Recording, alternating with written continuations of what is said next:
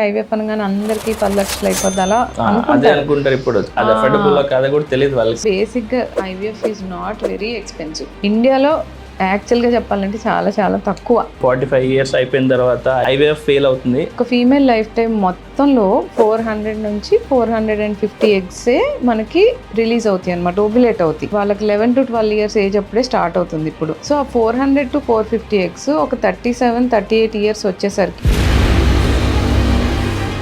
Perfect age అంటూ ఏమైనా ఉంటుందా మ్యామ్ ఈ ఐవీఎఫ్ కి? ఇదే ఏజ్ ఐవీఎఫ్ కి పర్ఫెక్ట్ ఏజ్ అనేది ఉండదు, బట్ ప్రెగ్నెన్సీ ప్లాన్ చేసుకోవడానికి అయితే ఆబ్వియస్లీ ఉంటుంది. బెస్ట్ ఏజ్ అయితే ఇప్పుడు మన విజయవాడలో ఎగ్ ఫ్రీజింగ్ అనేది మనకి ఇక్కడ పాసిబుల్ ఉందా? ఆ ఫెసిలిటీస్ ఇక్కడ ఉన్నాయా? అసలు ఒక ఐవీఎఫ్ సెంటర్లోకి స్టెప్ ఇన్ అవ్వటమే అదొక పెద్ద బ్యాడ్ లాగా చూస్తారు. సో ఆ ట్యాబు ఉంది కాబట్టి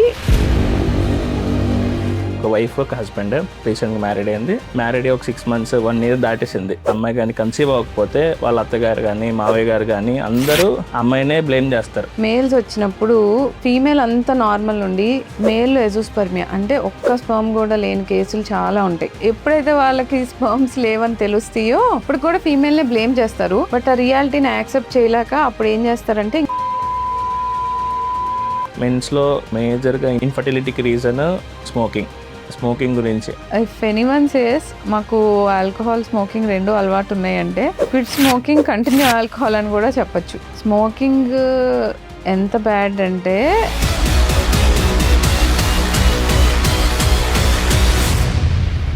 hello ma'am, hello welcome to ఏటెస్ talks. Thank you for coming. జనరల్గా మనం టాపిక్లోకి వెళ్ళిపోయే ముందు మీరు ఎక్కడి నుంచి ఏం స్టడీ చేశారు ఒకసారి? నేను బార్న్ అండ్ బాటప్ ఇన్ విజయవాడ అండి. స్టడీస్ అంతా గుంటూరులో చేశాను. అప్పట్లో అక్కడ ఉండేవాళ్ళం. సో నా అండర్ గ్రాడ్యుయేషన్ పోస్ట్ గ్రాడ్యుయేషన్ అంతా పిన్నమనేని సిద్ధార్థ నుంచి చేశాను. అండ్ తర్వాత ఫెలోషిప్ వచ్చేసరికి నేను ఢిల్లీలో చేశాను, ఇన్ఫర్టిలిటీ ఫెలోషిప్ అండ్ రోబోటిక్స్లో కూడా ఫెలోషిప్ చేశాను. ఆ తర్వాత ఒక 2-3 కార్పొరేట్ హాస్పిటల్స్లో కన్సల్టెంట్గా వర్క్ చేసి తర్వాత ఇప్పుడు ఓన్గా స్టార్ట్ చేయటం ఒక 3 years అవుతుంది స్టార్ట్ చేసి ఫర్టికేర్ ఐవీఎఫ్ సెంటర్. నైస్. మీరు ఫస్ట్ నుంచి అనుకున్నారా డాక్టర్ అవుదామని? లేదండి, అసలు అనుకోలేదు. బైపీసీ తీసుకున్నాం కానీ మ్యాథ్స్ మీద భయంతో తీసుకున్నాం. బట్ ఆ బైపీసీ తీసుకున్నాక ఇంక ఇది ఒకటే ఆప్షన్ ఉంది.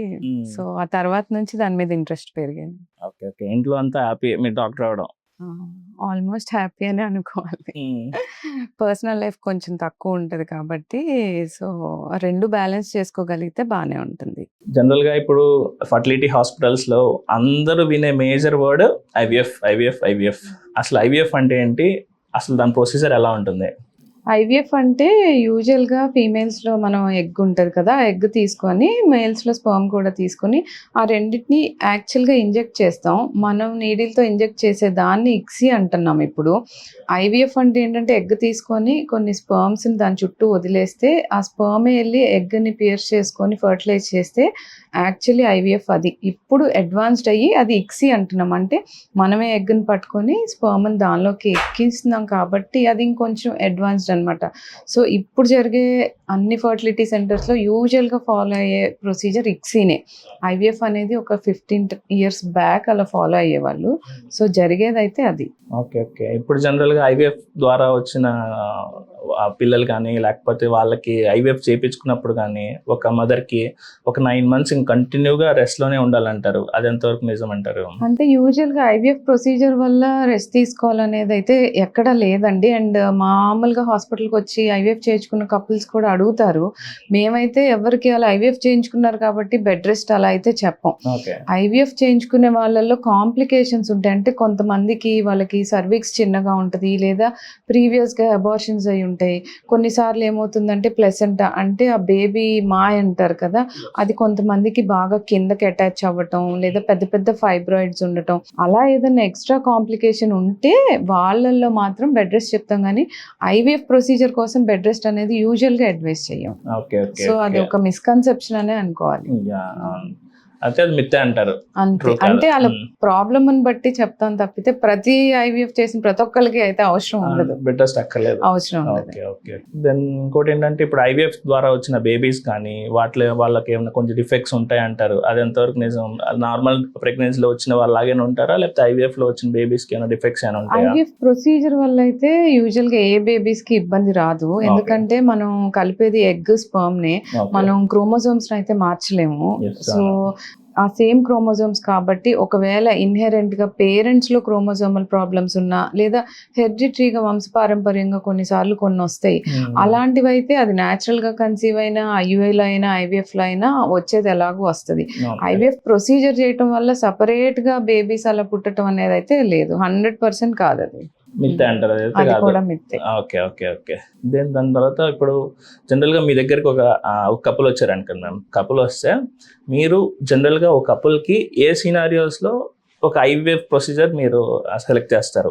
ఒక మీకు ఐవీఎఫ్ సూట్ అవుతుంది అనేది మీరు ఎప్పుడు చెప్తారు? యూజువల్ గా మన దగ్గరికి ఎప్పుడైనా ఒక కపుల్ వస్తే ఫస్ట్ ఫీమేల్ ని మేల్ ని ఇద్దరిని ఇవాల్యుయేట్ చేస్తాం. అంటే మేల్ ఫ్యాక్టర్స్ ఏమున్నాయి, ఫీమేల్ ఫ్యాక్టర్స్ ఏమున్నాయని. చాలా మట్టుకు ఇప్పుడు వచ్చే ట్రెండ్ లో అయితే, ఇప్పుడు వచ్చే కపుల్స్ లో అయితే ఎక్కువ ఫీమేల్ మేల్ ఇద్దరిలో హాఫ్ ఉంటున్నాయి. ఒకప్పుడు ఫీమేల్స్ లో కొంచెం PCOS ఉండటం అలాంటివి చూసేవాళ్ళం. బట్ ఇప్పుడు మేల్స్ లో కూడా అంతే ఫ్యాక్టర్స్ ఉంటున్నాయి. అంటే మేల్స్ లో కూడా వాళ్ళకి జరగాల్సిన డ్యామేజ్ ఉంటుంది. మేబీ లైఫ్ స్టైల్ ఆర్ వాళ్ళ కెరియర్స్ వల్ల కావచ్చు. ఇద్దరిలో హాఫ్ ఉంటున్నాయి. సో అవి కనుక ట్రీటబుల్ అయితే ట్రీట్ చేసి ట్రై చేయమని చెప్తాం. ఇంకోటి మేజర్ గా ఏజ్ ఫ్యాక్టర్ ఒకటి. ఇప్పుడు పెళ్లి లేట్ గా చేసుకొని ఏజ్ బాగా 35, 38 వచ్చాక పిల్లల్ని ప్లాన్ చేసుకుంటున్నారు. సో అది చాలా అడ్వాన్స్డ్ ఏజ్ కాబట్టి ఆ ఏజ్ గ్రూప్ లో ఉన్న వాళ్ళకి యూజువల్ గా IVF అయితే బెటర్ ఆప్షన్ అని సజెస్ట్ చేస్తున్నాం. బట్ అన్ని ఫ్యాక్టర్స్ ని చూసుకొని ఆ కపుల్ ఇంట్రెస్ట్ ని బట్టి, కొంతమంది ఎలా అంటే IVF ఒకవేళ చెప్పినా వాళ్ళు ఇంట్రెస్టెడ్ గా ఉండరు. 40 years వచ్చినా కూడా they want to try naturally, అలా కూడా కొంతమంది ఉంటారు. సో వాళ్ళకున్న ఆప్షన్స్ ఏంటి అనేది వాళ్ళతోనే డిస్కస్ చేసి వాళ్ళు దేనికి విల్లింగ్ అయితే ఆబ్వియస్లీ అది చూస్ చేస్తాం. నా నెక్స్ట్ క్వశ్చన్ అదే మ్యామ్. నేను ఏమన్నానంటే ఇప్పుడు లెట్స్ సే 45 years అయిపోయిన తర్వాత IVF అవుతుంది, IVF ఫెయిల్ అవుతుంది. IVF ఫెయిల్ అయిన తర్వాత కూడా న్యాచురల్ గా ప్రెగ్నెన్సీ అవుతారు వాళ్ళు. అది ఎంతవరకు? యూజువల్ గా ఒక ఫీమేల్ రిప్రొడక్టివ్ లైఫ్ లో కొన్ని మిలియన్స్ ఆఫ్ ఎగ్స్ ఉంటాయి. బట్ ఏంటంటే వాళ్ళు ప్యూబర్టీ అంటే జస్ట్ మెనార్కి మెచ్యూర్ అయ్యే టైంకి ఏమవుతాయి అంటే ఆ ఎగ్స్ అనేవి చాలా తగ్గిపోయి ఒక 1 to 2 million మిగులుతాయి. సో ఒక ఫీమేల్ లైఫ్ టైం మొత్తంలో 400 నుంచి 450 ఎగ్సే మనకి రిలీజ్ అవుతాయి అనమాట, ఓవ్యులేట్ అవుతాయి. ఆ పీరియడ్ ఎప్పుడు స్టార్ట్ అవుతుంది? వాళ్ళకి 11 to 12 years ఏజ్ అప్పుడే స్టార్ట్ అవుతుంది ఇప్పుడు. సో ఆ 400 to 450 ఎగ్స్ ఒక 37, 38 years వచ్చేసరికి యూజువల్ గా అన్ని అయిపోతాయి. ఒక మామూలుగా ఇంకొక 10,000, 20,000 ఎగ్స్ అలా మిగిలినా అవి ఓవ్యులేట్ అయినా కానీ దాని నుంచి వచ్చే హార్మోన్స్ వాళ్ళకి యంగ్ ఏజ్ లో ఉన్నప్పుడు ఉన్నట్టు ఉండవు. సో వాళ్ళ కన్సెప్షన్ ఛాన్సెస్ అనేవి చాలా తగ్గిపోతాయి. ఎక్కడో కొంతమంది కపుల్స్ లో 40 above ఏదన్నా ఒక మంచి ఎగ్ రిలీజ్ అయ్యి న్యాచురల్ గా అయ్యే ఛాన్స్ ఉంటుంది, కానీ ఇట్ ఈస్ less than 1%. అలాంటివి మిరకిల్స్ అని చెప్పొచ్చు. ప్రతి ఒక్కరికి 45 వచ్చాక అలా మంచి ఎగ్ ప్రొడ్యూస్ అవుతుంది కదా, అది ఎక్కడో ఒకళ్ళిద్దరికి అవుతుంది. కంప్లీట్ గా అవ్వదు ఇంకెప్పటికీ IVF లోనే అవుతుంది అని కూడా ఎవరికి చెప్పలేము. But it is very very less, చాలా తక్కువ ఛాన్స్ అన్నమాట. వాళ్ళ లైఫ్ స్టైల్ వల్ల కానీ మేబీ అలా అయిండొచ్చు అంటారు. లైఫ్ స్టైల్ ఒకటి ప్లస్ ఆ ఏజ్ గ్రూప్ లో ఏంటంటే ఇప్పుడున్న దానికి అసలు 40-45కే మెనోపాజల్ సిమ్టమ్స్ కనిపిస్తున్నాయి. మేబీ ఇప్పుడున్న స్ట్రెస్ ఫ్యాక్టర్స్ అయి ఉండొచ్చు, లేదా వాళ్ళ వర్క్ వల్ల వీటి వల్ల కూడా తొందరగా ఎగ్స్ తగ్గిపోతున్నాయి. సో ఆ ఏజ్ గ్రూప్ లో న్యాచురల్ గా కన్సీవ్ అవటం అనేది జస్ట్ వాళ్ళకి ఎవరికన్నా అదృష్టం ఉండో మిరాకిల్ గా జరగాలి తప్పితే ఇట్స్ నాట్ ఈజీ. అంత నార్మల్ గా అవ్వదు, నార్మల్ గా కష్టం. ఇంకా ఇప్పుడు ఒక కపుల్ వచ్చిన తర్వాత కూడా వాళ్ళు కొన్ని అనుకుంటారంటే ఇంకా మిస్కన్సెప్షన్ ఏంటంటే ఇప్పుడు జస్ట్ మేము చేయించుకున్న ఫస్ట్ IVF సక్సెస్ అవుతుందా, ఫస్ట్ IVF బేబీ వస్తుందా అనేది ఒక అడుగుతుంటారు. దానికి ఏం చెప్తారు? ఫస్ట్ IVF సక్సెస్ అవుతుందంటే యాక్చువల్ గా వరల్డ్ స్టాటిస్టిక్స్ మామూలుగా మనం చూస్తే అసలు IVF కి సక్సెస్ ఛాన్సే 50%. సో IVF ద్వారా 50% ఆఫ్ ది కపుల్సే కన్సీవ్ అవుతారు మనం అడ్వైస్ చేసిన వాళ్ళలో. ఆ 50%లో కూడా 9 months కంటిన్యూ అయ్యి డెలివర్ అయ్యేది 35 to 40%. అంటే ఒక 10% ఆఫ్ అబార్షన్స్ ఉంటాయి ఈ మధ్యలో. అండ్ ఇది కూడా ఏ ఏజ్ గ్రూప్ మనం కనుక బిలో 35 అలా చూసుకుంటే ఏజ్ ప్రకారం ఉంటుంది సక్సెస్ ఛాన్స్ కూడా. కొంతమందికి ఇనీషియల్‌గా ఫస్ట్ టైమ్ ఐవీఎఫ్‌లో కన్సీవ్ అవుతారు. కొంతమందికి రిపీటెడ్‌గా 5, 6 టైమ్స్ చేసినా గూడా అవ్వరు. ఓకే. సో, వచ్చిన ప్రతి కపుల్ ఫస్ట్ టైమ్ అవుతదా అంటే యాక్చువల్లీ వాళ్ళకున్న ఎగ్ క్వాలిటీ, స్పెర్మ్ క్వాలిటీ, వాళ్ళ యూట్రస్ ఎలా ఉంటది ఫీమేల్‌లో, ఆ ఎండోమెట్రియం లైనింగ్ అన్నిటి మీద డిపెండ్ అయ్యి ఉంటది. చాలా ఫ్యాక్టర్స్. చాలా మందికి అన్నీ బావుంటాయి. ఐవీఎఫ్ చేయించుకుంటారు. ఎంబ్రియో కూడా చాలా బావుంటది. ఎంబ్రియో బయాప్సీకి కూడా వెళ్తారు. బయాప్సీలో కూడా ఎంబ్రియో బావుంటది క్రోమోజోమల్‌గా. అయినా పెట్టినా కొన్నిసార్లు ఇంప్లాంట్ అవ్వవు. బికాజ్ ఇంప్లాంటేషన్ అనేది మనం బయట నుంచి మెడికేషన్ సపోర్టివ్‌గా ఇస్తాం గానీ, అది న్యాచురల్‌గా జరగాలి. సో, మొత్తం ఐవీఎఫ్ ద్వారా అయితే జరగదు. సో, బాడీ కూడా దాన్ని యాక్సెప్ట్ చేయగలగాలి. ఎంబ్రియో బాగున్నంత మాత్రాన లేదా ఎండోమెట్రియం చాలా బాగుందనో ఇంప్లాంటేషన్స్ అవ్వవు. ఓకే. సో, ఒకవేళ అలా రికరెంట్‌గా ఇంప్లాంటేషన్ ఫెయిల్యూర్స్ ఉంటే ఇంకేమన్నా ఫ్యాక్టర్స్ ఉన్నాయా అని చెప్పి ఇంకా ఇన్వెస్టిగేట్ చేసి ఎక్స్‌ట్రా ఏమన్నా టెస్టులు అవసరమా అని అప్పుడు చూసుకొని యూజువల్‌గా అడ్వైస్ చేస్తాం. మనం ఒక 100 కపుల్స్‌ని తీసుకుంటే యూజువల్‌గా ఐవీఎఫ్ చేస్తే 50% కన్సీవ్ అయ్యే ఛాన్స్ ఉంటది ఫస్ట్ టైమ్. సో, మిగిలిన ఏమన్నా ఫ్యాక్టర్స్ ఉంటేమో తర్వాత చూసుకొని దాన్ని బట్టి ట్రీట్మెంట్స్ మారిస్తే అప్పుడు ఇంకో 10-15% కన్సీవ్ అవుతారు. ఆ ప్రాబ్లమ్స్ కి ట్రీట్మెంట్ జరిగితే దెన్ దాని తర్వాత అప్పుడు ఐవీఎఫ్ కొన్నిసార్లు కన్సీవ్ అవుతారు. జనరల్ గా అడుగుతుంటారు మేము హాస్పిటల్లో ఆ. మాకు వచ్చి ఫస్ట్ అయిపోతుందండి. ఫస్ట్ క్వశ్చన్ అది అడుగుతారు ఐవీఎఫ్ చెప్పగానే, మేడం ఒక సైకిల్లో అయిపోతుందా, లేకపోతే ఫస్ట్ ట్రాన్స్ఫర్ లోనే మాకు ట్విన్స్ పుడతారా, 2 పెట్టించుకుంటే అలా అడుగుతా ఉంటారు. బట్ ఏంటంటే అది ఎండ్ ఆఫ్ ది డే వాళ్ళ బాడీలో ఉన్న ఫ్యాక్టర్స్ మీద వాటి మీద డిపెండ్ అయి ఉంటుంది. అండ్ మనకి ఎంబ్రియో ఎంత బాగుందనే దాని మీద కూడా డిపెండ్ అయి ఉంటుంది. సో, ఒక్కొక్కళ్ళు అది డిఫరెంట్. వాళ్ళకి అయిందని వీళ్ళకి అలా అవ్వదు. ఏదైనా కేసు ఉందా మ్యామ్? ఇప్పుడు లెట్స్ సే ఐవీఎఫ్ చేయించుకున్న ట్విన్స్ ఏమైనా వచ్చిన వాళ్ళు ఉన్నారు? ఐ మీన్ ఇద్దరు ఒకటి 2 eggs 2 sperms పెట్టేసి అలా ఏమైనా అయిందా? ఏదైనా కేసెస్ ఉన్నాయా మీరు అంటే చేసిన వాటిలో? యూజువల్ గా మనం ఎంబ్రియోసే పెడతాము. ఓకే. సో, ఎంబ్రియోస్ పెట్టినప్పుడు ఏంటంటే సింగిల్ ఎంబ్రియోకి వెళ్ళడం ఎప్పుడైనా మంచి ఆప్షన్. ఓకే. ఎందుకంటే ఒక హెల్దీ ప్రెగ్నెన్సీ ఇవ్వటమే ఐవీఎఫ్ ఫైనల్ గోల్. ఇప్పుడు ట్విన్స్ వచ్చినప్పుడు ఎంతో కొంత ఎక్స్ట్రా రిస్క్ ఉంటుంది. 5-10% ఎర్లీ డెలివరీస్ అయిపోవటం, ప్రీమెచ్యూర్ బేబీస్ పుట్టడం. So, Okay. ఎవరికైనా మేము అడ్వైస్ చేసినప్పుడు సింగిల్ ఎంబ్రియో ట్రాన్స్ఫర్కే వెళ్ళమంటాం. కానీ చాలా మంది ఒకసారి ఇద్దరు అయిపోతారు, 2 పెట్టమని అడుగుతూ ఉంటారు. అవును. మనం 2 పెట్టినా 20 పెట్టినా ఆ ఎంబ్రియోస్ బాగున్నాయే అటాచ్ అవుతాయి, బాగోనివి ఎలాగో అటాచ్ అవ్వవు. అవును. So, it completely depends on the embryo కూడా. ఓకే. సో, 10 పెట్టామని చెప్పి ప్రెగ్నెన్సీ 10 వస్తే అట్లా రావు. ఎన్ని బాగుంటే అవే అటాచ్ అవుతాయి. బట్ అన్ని బాగున్న ఎంబ్రియో అయితే యూజువల్గా సింగిల్కి వెళ్ళడం ఎప్పుడైనా బెస్ట్ ఆప్షన్. ట్విన్స్కి ఎంతో కొంత రిస్క్ ఉంటుంది. మీ కేసెస్ లో ట్విన్స్ అయినాయి ఉన్నాయి మ్యామ్? చాలా. ఉంటారు. సింగిల్ పెడితే కూడా అది తర్వాత స్ప్లిట్ అయ్యి ట్విన్స్ వచ్చిన వాళ్ళు ఉంటారు. ఓకే. ఓకే. సో, ఒక ఎంబ్రియో పెట్టినా కూడా ట్విన్స్ రావచ్చు. కొన్నిసార్లు 2 పెడితే 2 అటాచ్ అవ్వకుండా నెగిటివ్స్ వస్తాయి. అందరు అడిగే కామన్ క్వశ్చన్ అది, 2 పెట్టారు కదా ఏది అతుక్కోలేదా అంటే, ఇప్పుడు క్రోమోజోమల్ గా అది కనుక అబ్నార్మల్ ఎంబ్రియో అయితే 100 పెట్టినా కూడా అటాచ్ అవ్వవు. ఓకే. ఓకే. సో, దాని ఎలా ఉందో దాని హెల్త్ కూడా ఇంపార్టెంట్. అండ్ న్యాచురల్ గా అది ఎంతవరకు ఇంప్లాంట్ అవ్వగలుగుతుంది అనేది కూడా ఇంపార్టెంట్.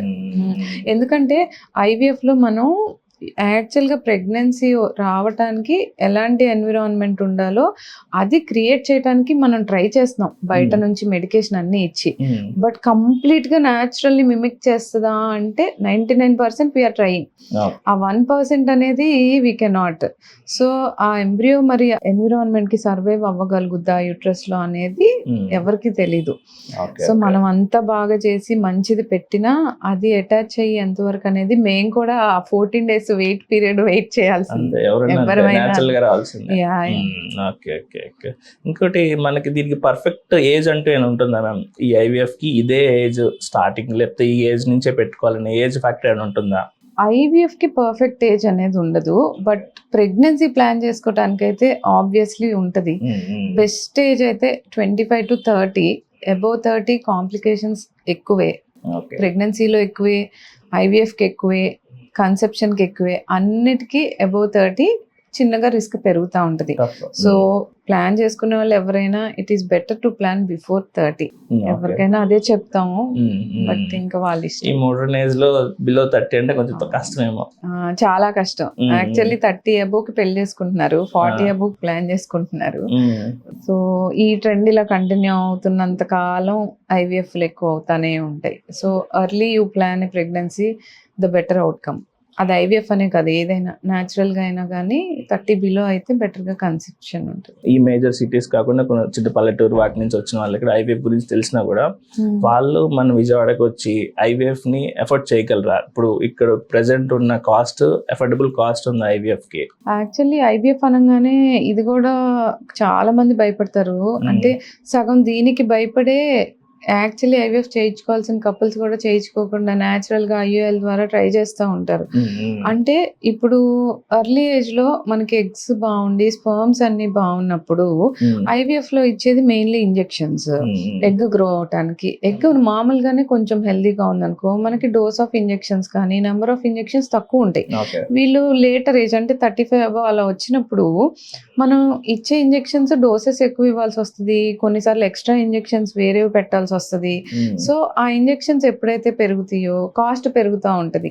సో మనాళ్ళు ఎలా అంటే మామూలుగా జనరల్ పీపుల్ ఎలా అనుకుంటారంటే ఐవీఎఫ్ అనగానే అందరికి 10 లక్షలు అయిపోద్ది అలా అనుకుంటారు. ఇప్పుడు సో నార్మల్ గా బేసిక్ గా ఎర్లీ ఏజెస్ లో కొంచెం అన్ని బెటర్ గా ఉన్నప్పుడు చేస్తే IVF is not very expensive. ఇండియాలో యాక్చువల్ గా చెప్పాలంటే చాలా చాలా తక్కువ. అదే మనం వెస్టర్న్ కంట్రీస్ కి వెళ్ళి చూస్తే అసలు prices they are 10x more than here. So మామూలుగా medical treatment costly, IVF is very costly. ఇండియాలో యాక్చువల్లీ ఇట్ ఈస్ ఎఫోర్డబుల్, కాకపోతే దానికి కూడా ఏజ్ లిమిట్, వాళ్ళకున్న ఫ్యాక్టర్స్. ఇప్పుడు సేమ్ మళ్ళీ అదే వస్తుంది. 22 years అమ్మాయిలో గనక 2 eggs ఉన్నాయనుకోండి, మరి 2 eggs లోనే మనకి మంచి రావాలంటే మనం ఇచ్చే ఇంజెక్షన్స్ లో చేంజెస్ ఉంటాయి కొన్నిసార్లు. అదే 22 years అమ్మాయికి ఎగ్స్ అన్ని బాగుండి, సపోజ్ ఇప్పుడు మేల్ ఫ్యాక్టర్ అంటే హస్బెండ్ లో కౌంట్ తక్కువ ఉండటం కోసం ఐవీఎఫ్ చేసాం, బట్ ఫీమేల్ లో ఎగ్స్ అన్ని బాగున్నాయి అనుకో, ఆబ్వియస్లీ తక్కువ అవుతుంది. బికాస్ వాళ్ళకి ఇచ్చే ఇంజెక్షన్స్ బట్టి వాటి బట్టి ఉంటుంది. సో వీళ్ళు ఎక్స్పెక్ట్ చేసినట్టు ప్రతి ఒక్కరికి 10 లక్షలు అట్లా అవ్వవు. అవన్నీ సపరేట్ అంటే ఇండివిజువల్ కేసెస్. అయ్యి తక్కువ ఉన్నప్పుడు నంబర్ ఆఫ్ సైకిల్స్ ఎక్కువ చేసినప్పుడు కాస్ట్ ఫ్యాక్టర్ పెరుగుతూ వెళ్తుంది. అదే మీకు ఇనీషియల్ గానే బాగున్నాయి అనుకోండి చాలా తక్కువలో అవుతుంది. అంటే ఐవీఎఫ్ ఎఫర్ట్ చేయలేని స్టేజ్ లో అయితే ఉన్నారని నేను అనుకోను. సో ఇట్ ఈస్ ఎఫోర్డబుల్, కాకపోతే కరెక్ట్ టైం లో కరెక్ట్ ఏజ్ లో అన్ని ఫ్యాక్టర్స్ లో వస్తే ఎఫోర్డబుల్ గానే ఉంటుంది.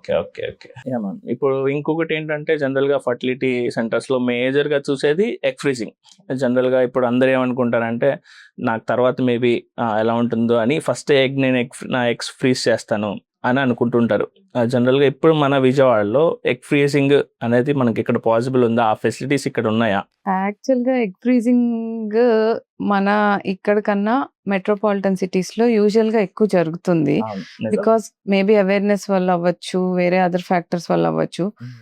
మన సిటీకి కానీ లేదా పల్లెటూరులో కానీ అసలు ఒక ఐవీఎఫ్ సెంటర్ లోకి స్టెప్ ఇన్ అవ్వటమే అదొక పెద్ద బ్యాడ్ లాగా చూస్తారు. సో ఆ ట్యాబు ఉంది కాబట్టి విజయవాడలో ఎగ్ ఫ్రీజింగ్ అవుతున్నాయి, కానీ అంత ఎక్కువ అవుతున్నాయి అని చెప్పలేము. మన వాళ్ళు అసలు నార్మల్ గా కన్సీవ్ అవ్వట్లేదని ఐవీఎఫ్ సెంటర్ రావడానికే అందరు భయపడతారు. సో ఆ సిచ్యుయేషన్ నుంచి అట్లీస్ట్ ఒకసారి చూయించుకుంటే ఏమన్నా తెలుస్తుందేమో అన్న వరకు ఇప్పుడు వచ్చారు. దాని నుంచి ఎగ్ ఫ్రీజింగ్ వరకు తెలుసుకోవాలంటే maybe it takes time. But metropolitan లో yes they are doing good job. ఇప్పుడు కాదు, 10 years నుంచి it's actually better in metropolitan. అంటే ఇప్పుడు కెరియర్ ప్లాన్ చేసుకుంటున్నారు. సో కెరియర్ మీద ఫోకస్ ఇంపార్టెంట్. కెరియర్ కోసం కెరియర్ వదిలేసి పెళ్లి చేసుకొని ఇప్పుడు పిల్లల్ని అని చాలా మంది అనుకుంటారు. కనలేము, కెరియర్ ఇంపార్టెంట్. వాళ్ళకి egg freezing is the best option. అంటే అన్ని బాగున్నప్పుడు బిలో 30 years ఎప్పుడైతే రిప్రొడక్టివ్ పొటెన్షియల్ హైయెస్ట్ ఉంటుందో ఒక ఉమెన్ లో, ఆ టైంలో ఉన్న ఎగ్స్ ని మనం తీసుకొని ఫ్రీజ్ చేస్తాం. ఆ ఫ్రీజ్ చేసిన ఎగ్స్ వాళ్ళు ప్రెగ్నెన్సీ ప్లాన్ చేసుకున్నప్పుడు యూస్ చేసుకుంటాం. బట్ ఫ్రీజ్ చేసిన age is earlier age. So egg అనేది క్వాలిటీ ఆబ్వియస్లీ బాగుంటది. సో అది one of the best options. ఇప్పుడు 35కి పెళ్లి చేసుకున్నా, 40కి పెళ్లి చేసుకున్నా ఎగ్ ఏజ్ మాత్రం 25-26 లోనే ఉంటది. సో ఒకవేళ ఎగ్ ఫ్రీజింగ్ వెళ్ళాలంటే 25 to 30 మధ్యలో it is good age. And 25 below కూడా ఇంకా మంచిది. బట్ ఆ ఏజ్ లో యూజువల్ గా అంత యాక్సెప్టెన్స్ ఇంకా లేదు కాబట్టి అట్లీస్ట్ 25 దగ్గర డిసైడ్ అయితే ఒక 2 to 3 cycles చేయించుకొని ఒక 20-30 ఎగ్స్ కనుక ఫ్రీజ్ చేసుకొని ఉంచుకుంటే స్లోగా కెరియర్ ప్లాన్ చేసుకొని తర్వాత పిల్లల్ని పిల్లల్ని ప్లాన్ చేసుకున్నా అంత టెన్షన్ పడాల్సిన అవసరం ఉండదు. So it is one of the best option. But మన దగ్గర ఇంకా అంతవరకు రాలేదు. అవేర్నెస్ క్యాంపెయిన్స్ వస్తున్నాయి మ్యామ్ మామూలుగా ఎగ్ ఫ్రీజింగ్ గురించి ఈ కానీ. మధ్య వచ్చి అడుగుతున్నారు. అంటే ఉపాసన గారు చెప్పాక అలా కొంతమంది చెప్పటం వల్ల కొంతమంది దే ఆర్ ఆస్కింగ్. బట్ ఇంకా రూరల్ ఏరియాస్ లో వాళ్ళలో ఇంకా పిల్లలు పుట్టట్లేదంటే ఫీమేల్దే తప్పు, ఆడవాళ్ళలోనే కారణాలు ఉండడం వల్లే పిల్లలు పుట్టట్లేదు అనే దానిలోనే ఉండిపోయారు. ఇప్పటికీ మీరు రూరల్ ఏరియాస్ కి కొంచెం వెళ్ళి చూస్తే ఇప్పటికీ 13 years 14 years కి మ్యారేజెస్ అవుతున్నాయి.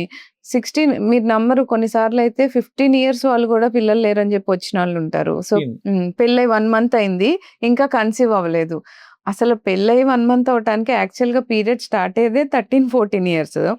అవి రెగ్యులర్ అవ్వడానికే అట్లీస్ట్ 1 year టైం పడుతుంది. ఆ పీరియడ్ సరిపోతుంది వాళ్ళకి. 1 year కి ఇట్ విల్ బి కొంచెం రెగ్యులర్ అవుతాయి.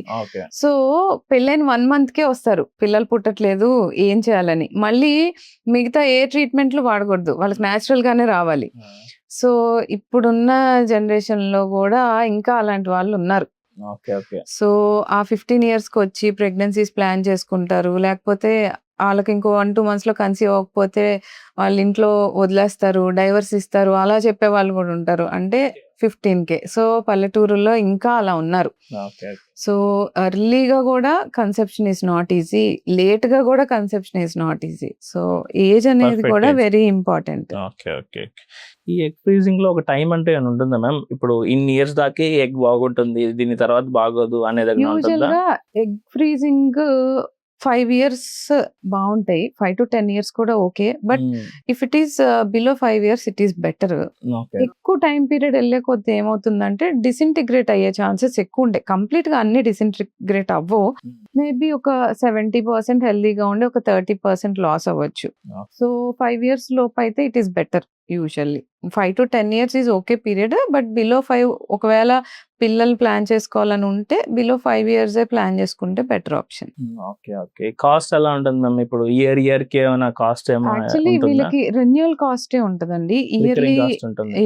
రెన్యువల్ కాస్ట్ ఉంటుంది ఎవ్రీ ఇయర్ ఆర్ 6 months కి. సో వాళ్ళు ఎప్పటి వరకు ప్లాన్ చేసుకుంటున్నారో దాన్ని బట్టి ఇయర్లీ కాస్టే ఉంటుంది. స్టోర్ చేసినందుకు ఇప్పుడు మనం ఎగ్స్ అయినా ఎంబ్రియోస్ అయినా లిక్విడ్ నైట్రోజన్ అనే అది వేసి స్టోర్ చేయాల్సి వస్తుంది.